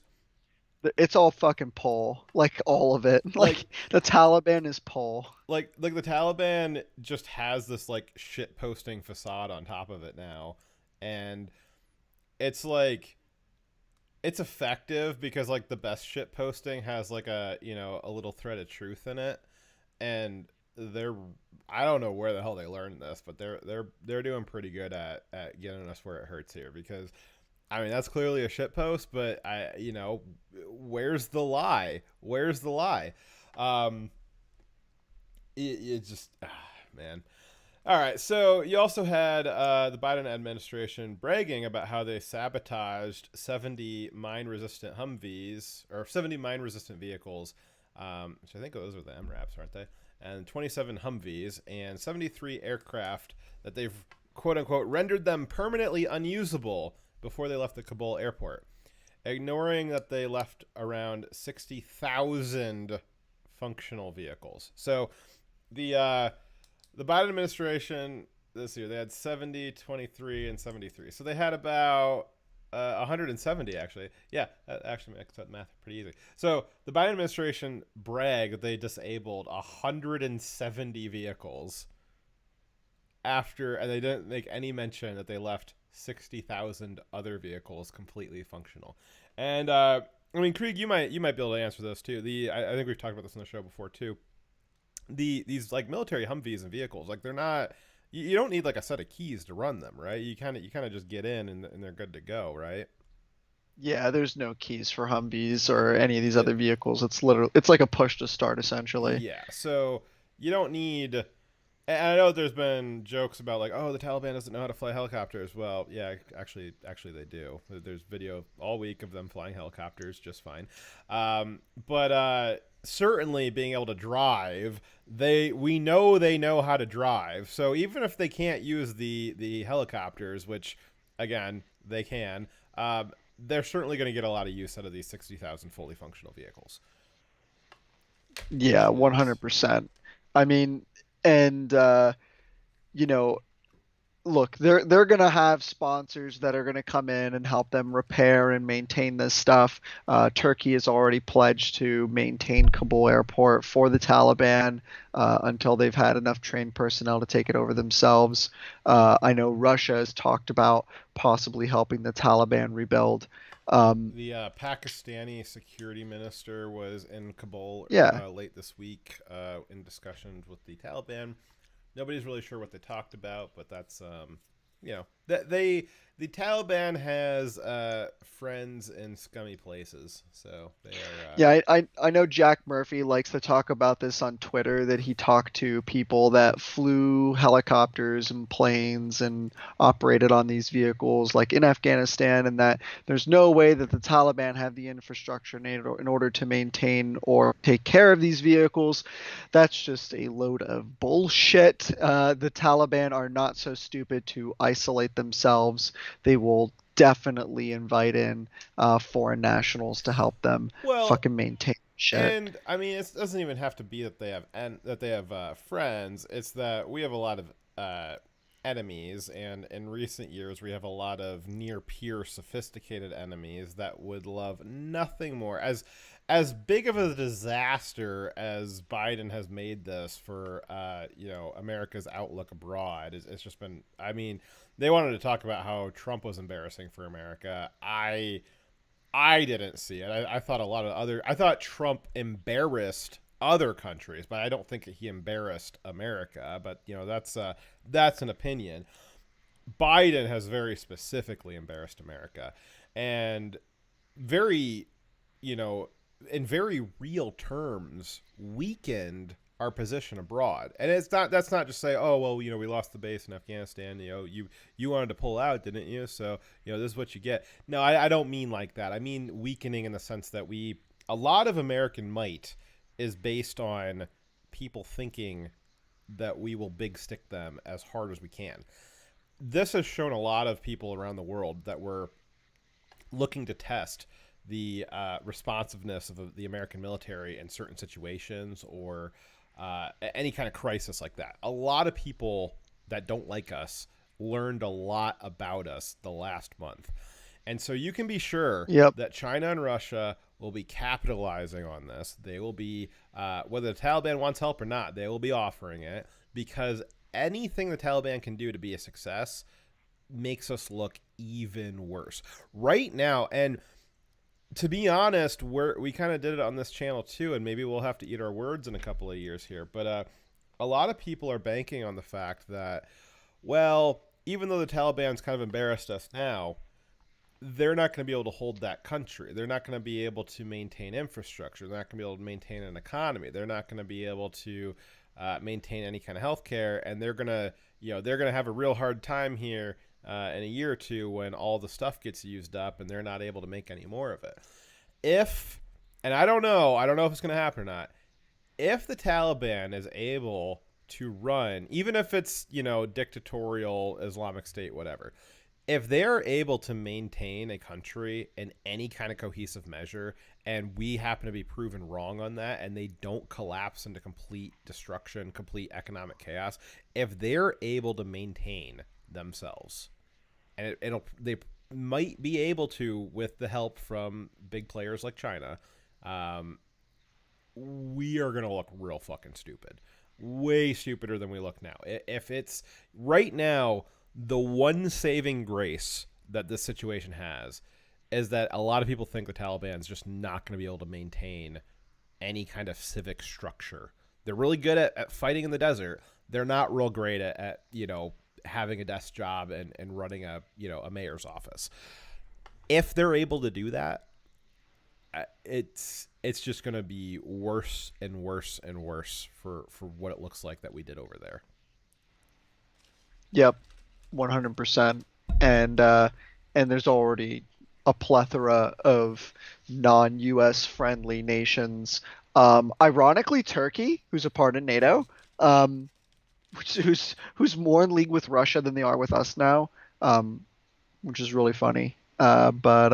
Yeah, a lot of these other countries are already pledging to help rebuild the Taliban, so it's going to look really dumb for us here soon. Well, I'm not really sure what any country, even China, would be able to do that would come even close to the amount of assets that Biden and Milley and Lloyd Austin made the deliberate decision to leave behind. I mean, and you got to think too, it's not just a 1-to-1 ratio. It's actually a 1-to-2 ratio. We gave up $90 billion worth of military hardware, and a lot of it was functional. A lot of it was perfectly fine functional military equipment. We could have removed that from Afghanistan and redeployed it in other theaters. We still have a lot of engagements in the Middle East. That equipment was all designed to run in sandy hell terrain. It would have been perfect to be redeployed in other sandy hell terrain. That was all very usable military assets that was on the military's books as assets. You're talking about removing $90 billion worth of military assets. Like, how do you write that off? But back to what I was saying about it being 2-to-1. So it's not just that we lost $90 billion worth of assets. It's that the Taliban also gained $90 billion worth of assets. So the differential is $180 billion, because at the same time we're $90 billion worse off, the Taliban's $90 billion better off. They now have $180 billion differential that they were able to gain and catch up to us on. You've got right now which actually Dyer and I were talking about this earlier today. If you hear, I'm sure maybe you heard this story. Maybe some of you guys listening have heard this story. The Taliban was able to get a handle on hundreds of our encrypted radios. The U.S. military has the absolute best all-time encrypted radios, right? Well, the Pentagon released a statement saying, not to worry, we wiped the crypto off the radios. We wiped the radios. They're not a threat. And what they're not telling you is what that means. So when I heard that, when a lot of people heard that, and even when Dyer heard that, everyone mishears that. What you heard is, oh, they must have wiped the operating system off the radios. They're not usable anymore, right? No, that's not what they said. The way the crypto radios work is that you load a cipher key into them, and that dictates to the radio how to scramble the message before you broadcast it. You put that same cipher key or a paired key into the receiving radio, and now it knows how to descramble it. So all the military did when they abandoned those radios was wipe the cipher keys off of them. You can just add in new cipher keys, and they work again, and they're encrypted. So yes, the Taliban did not receive, they didn't get our crypto keys. They weren't able to break encrypted military communications by getting our ciphers. But they do have our military encrypted radios now, and all they have to do is load in their own cipher keys, and now they have encrypted communications at the highest possible standard. 4 weeks ago, the Taliban didn't have encrypted communication. All their communication was on Clear Channel. You could just listen in and hear it all. It was great because we could use that for operations and intelligence gathering. 3 weeks ago, they didn't have night vision. 3 weeks ago, they didn't have U.S. military standard issue plate carriers. Now, all of a sudden, they've got encrypted communications and night vision and plate carriers. That is, the vehicles aside, just the standard Afghan soldier, the type of kit that he's got access to now is just absolutely off the charts. I really don't think the American military would be able to fight the Taliban right now when they've got night vision and encrypted communication radios. I think that it has become, they're basically near peer now. Biden, in the course of a couple of weeks, created a near peer adversarial terrorist group. Is just absolutely unthinkable. It just, the more you think about it, the worse it gets. Nah, we wouldn't be able, or the Taliban wouldn't be able to go to toe because they don't have F-15s and nukes. Oh yeah, you're right. That's true. Because didn't we have F-15s and nukes over there like a couple of weeks ago? Oops. Yeah. Oops. Yeah. We lost to some goat herders with aftermarket AKs. So after all of that, Biden, as I said, he addressed the nation a little bit earlier this week, and let's see how he described what we just described. No nation has ever done anything like it in all of history. Well, that's true. Only the United States had the capacity and the will and the ability to do it, and we did it today. The extraordinary success of this mission was due to the incredible skill, bravery, and selfless courage of the United States military and our diplomats and intelligence professionals. For weeks, they risked their lives to get American citizens, Afghans who helped us, citizens of our allies and partners and others on board planes and out of the country. And they did it facing a crush of enormous crowds seeking to leave the country. And they did it knowing ISIS-K terrorists, sworn enemies of the Taliban, were lurking in the midst of those crowds. And still, the women and men of the United States military, our diplomatic corps, and intelligence professionals did their job and did it well. I think Dyer was supposed to put in the segment that said that it was an extraordinary success. Maybe I missed it.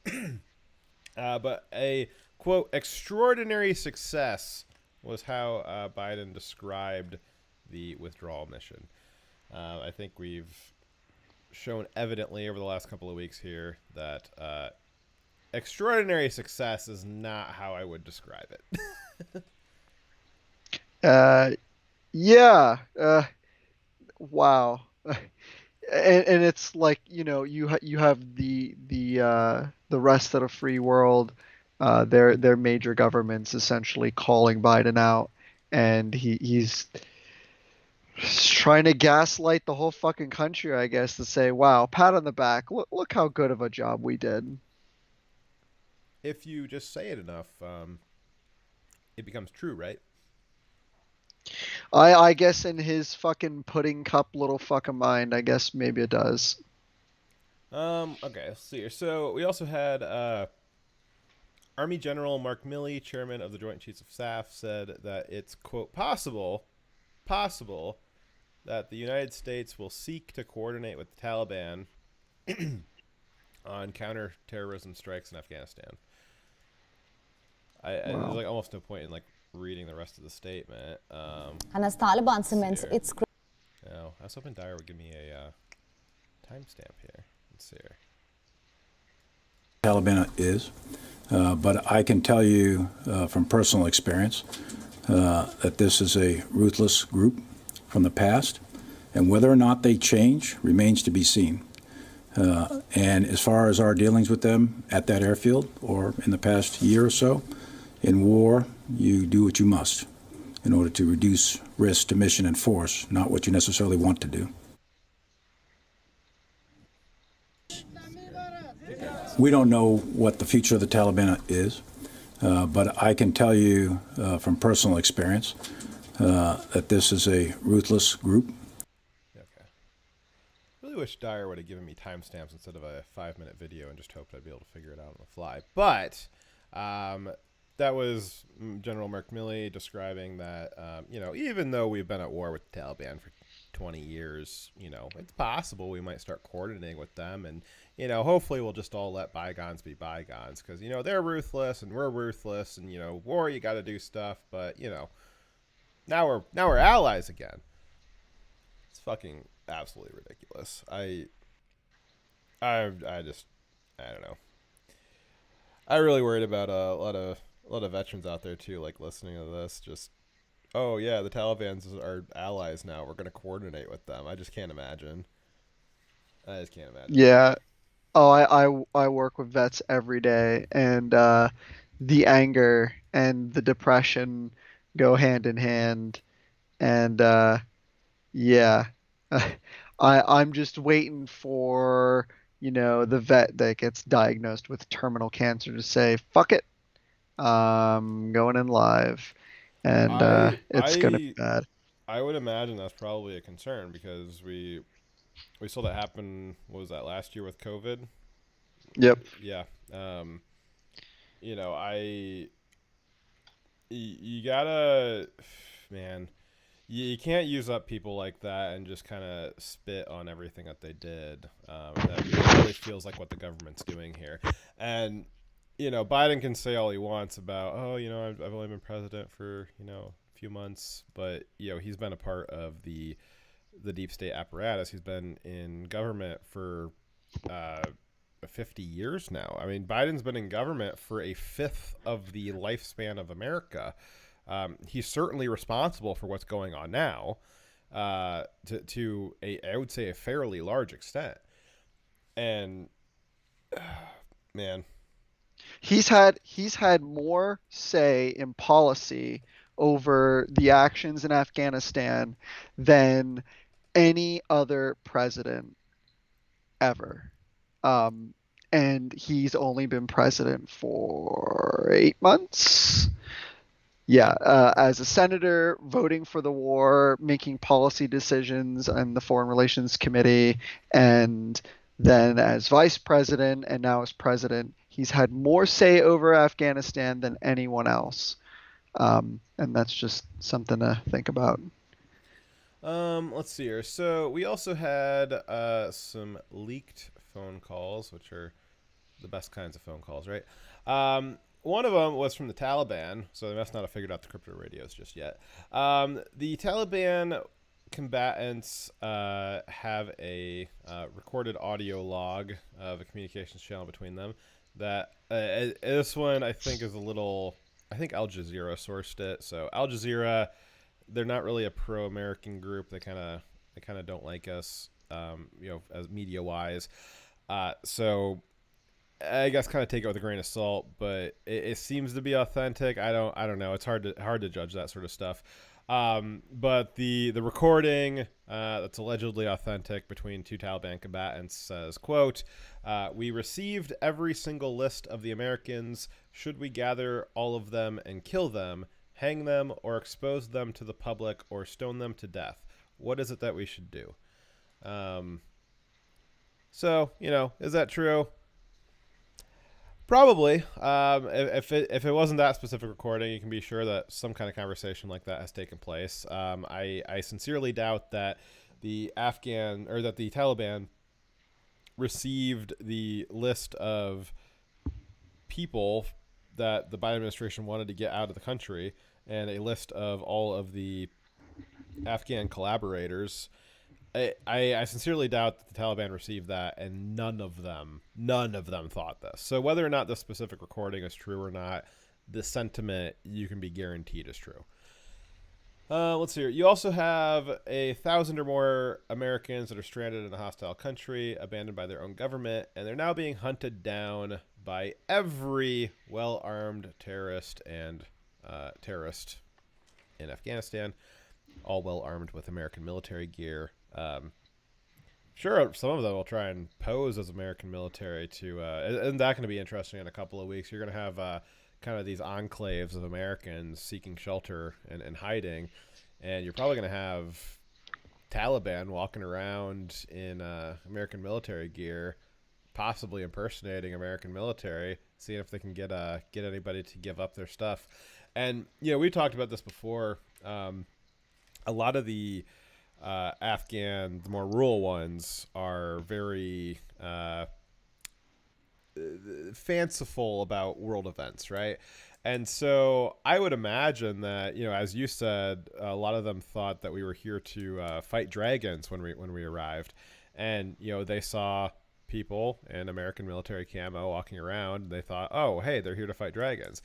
Do you think that they're going to be able to make the connection that the Taliban's the one walking around in military camo now? Or do you think that they're going to think, oh, well, these are still the Americans, so I should treat them the way that we treated the previous Americans? Yeah, it's pretty likely.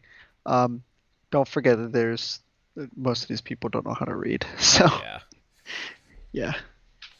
Okay. So another leaked phone call. This time a leaked phone call from Biden, which you know how the deep state's mad at a president? They leak their phone calls because those phone calls don't get leaked any other way. So a leaked phone call, and this has been authenticated multiple times by a lot of other sources. Again, I encourage you guys to go out there and fact check me on that. I'm sure you'll learn something along the way.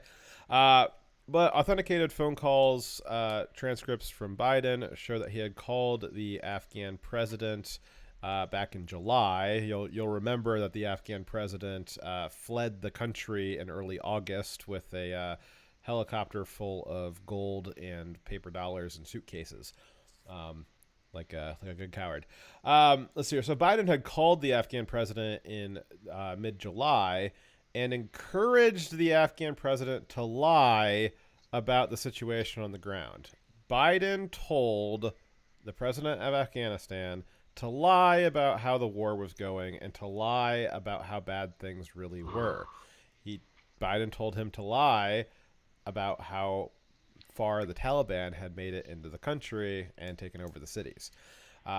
So Biden knew back in July that the Afghan army was collapsing, that they were not receiving the correct air support, and that the Taliban was quickly taking over. Biden's own staff are reportedly disgusted and horrified that he left many Americans behind. But will any of them have the balls to do anything about it by continuing to leak some of these things that are stuff that would obviously come up in investigations and hearings? So yeah, as you said, Krieg, hearings would be great. Stuff like this would and will come out in hearings. There was probably a lot of discussions that happened like this.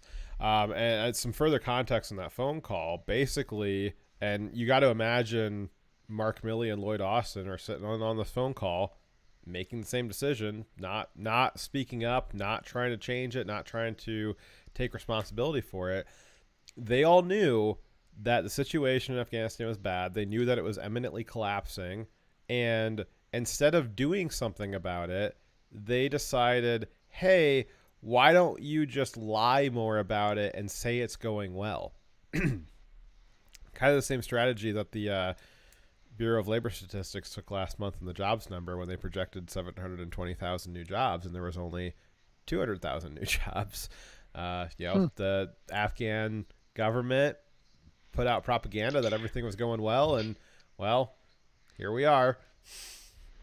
Except Ghani told him to go fuck himself, essentially. Even though he cucked out anyway in the end. So, there's been a... Hold on a second. I just took a bite of something. Nom, nom, nom. Yeah, so, I mean, this is pretty bad that, fucking... Didn't we impeach someone over a quid pro quo phone call, a supposed quid pro quo? And now suddenly, nope, not impeachable. Everything's fine. This is perfectly normal. Presidents asking other presidents to lie to them to, and it just goes to show he knew. He knew that everything was falling apart. The whole fucking administration knew. So, Yeah, he condemned our people to fucking Taliban occupied Afghanistan for fucking nothing. For political gain. Purely for political gain. Again, this is what you get when you elect career politicians. Yep. Fuck yeah. I'll leave on this, but because of this phone call and some of the other information that's been coming out more recently about how Biden made some deliberate decisions that crippled the Afghan military strategy that had been created over the last 20 years. Some people are saying, oh, well, this kind of shows that maybe it's not the Afghans' fault. Maybe it's not the Afghan military was cowards or that their government leaders were corrupt and weak. Maybe this was just Biden kind of pulled the rug out from underneath of them, and what were they supposed to do? And I can see that to a small extent, but I think I keep going back to, even if it was the case that the Afghan government and military were entirely reliant on the just torrents of cash from the American taxpayer. People want to talk about, well, there wasn't any combat deaths for 18 months and there was very few before that. And so we weren't really using up our blood. It's like, well, yeah, but we were using up our treasure. It's blood and treasure. The blood is the, fantastic volunteer military force that we have. And the treasure is, the American tax dollars. So we're still using up American resources. I'm still going to work every day paying money into the tax system so that eventually Afghani was able to flee his palace with a bunch of stacks of American dollars and suitcases and an American helicopter. At the end of the day, it's not just about what happened the last 20 weeks. It's about what happened the last 20 years. And every day, Afghans made the decision to be mooches and leeches off the American people. They made the decision to be corrupt government officials. They made the decision to smoke hashish in their barracks. They made the decision to do anything they could to not take responsibility for their future. And so, yes, did America do a lot of bad stuff in the way that we tried to, quote unquote, nation build them? Absolutely. But the only way we were able to accomplish that was with the consent of the Afghani people.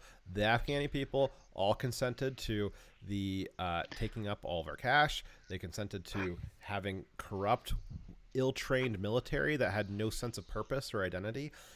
They all consented to creating these ridiculous college programs where they had diversity and gender studies, which was a whole other story that we didn't get to because it's not really important, but it's just kind of funny.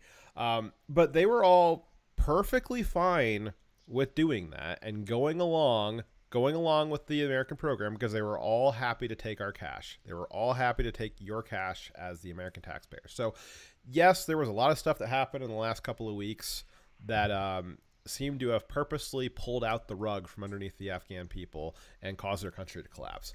But the Afghan people knowingly and purposefully built their city on top of the rug of the American taxpayer. So when that got pulled out, yep. If they had at any point in the last 20 years decided to get their shit together and take some charge of their own destiny, say, hey, you know what? I'm not going to be a corrupt government official. You know what? Hey, I'm not going to smoke a sheesh today. I'm going to go out and train my ass off and fight for my people. Nope, I'm not going to go be a photographer or a gender studies major. I'm going to study philosophy or war strategy and become a great general. Nope, at any point they could have done that stuff, and they never did. They didn't want to take control of their destiny, and that the fates were unkind to them this time around. So, but that is no one's fault but their own at the end of the day. I still reject the notion. Maybe my position on it's become a little bit more complex, but I still reject the notion that this is America's fault. At any point in time, the Afghans could have taken responsibility for their destiny, and they never did. Yeah, I definitely completely agree. The Afghan people completely fucking threw their freedom under the bus, and then fucking had the gall to beg America, who supported them all this time, for asylum. To which they do not en masse deserve.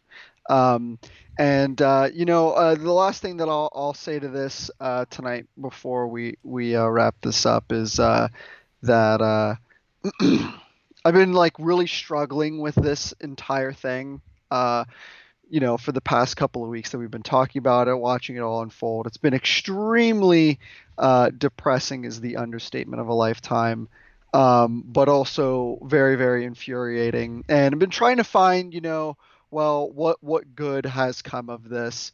And I was kind of talking it over with some of the vets that I work with, and I think, without a doubt, I think one of the only slightly silver linings here to this whole thing is that this has basically shown that the age of interventionism is fucking over for this country.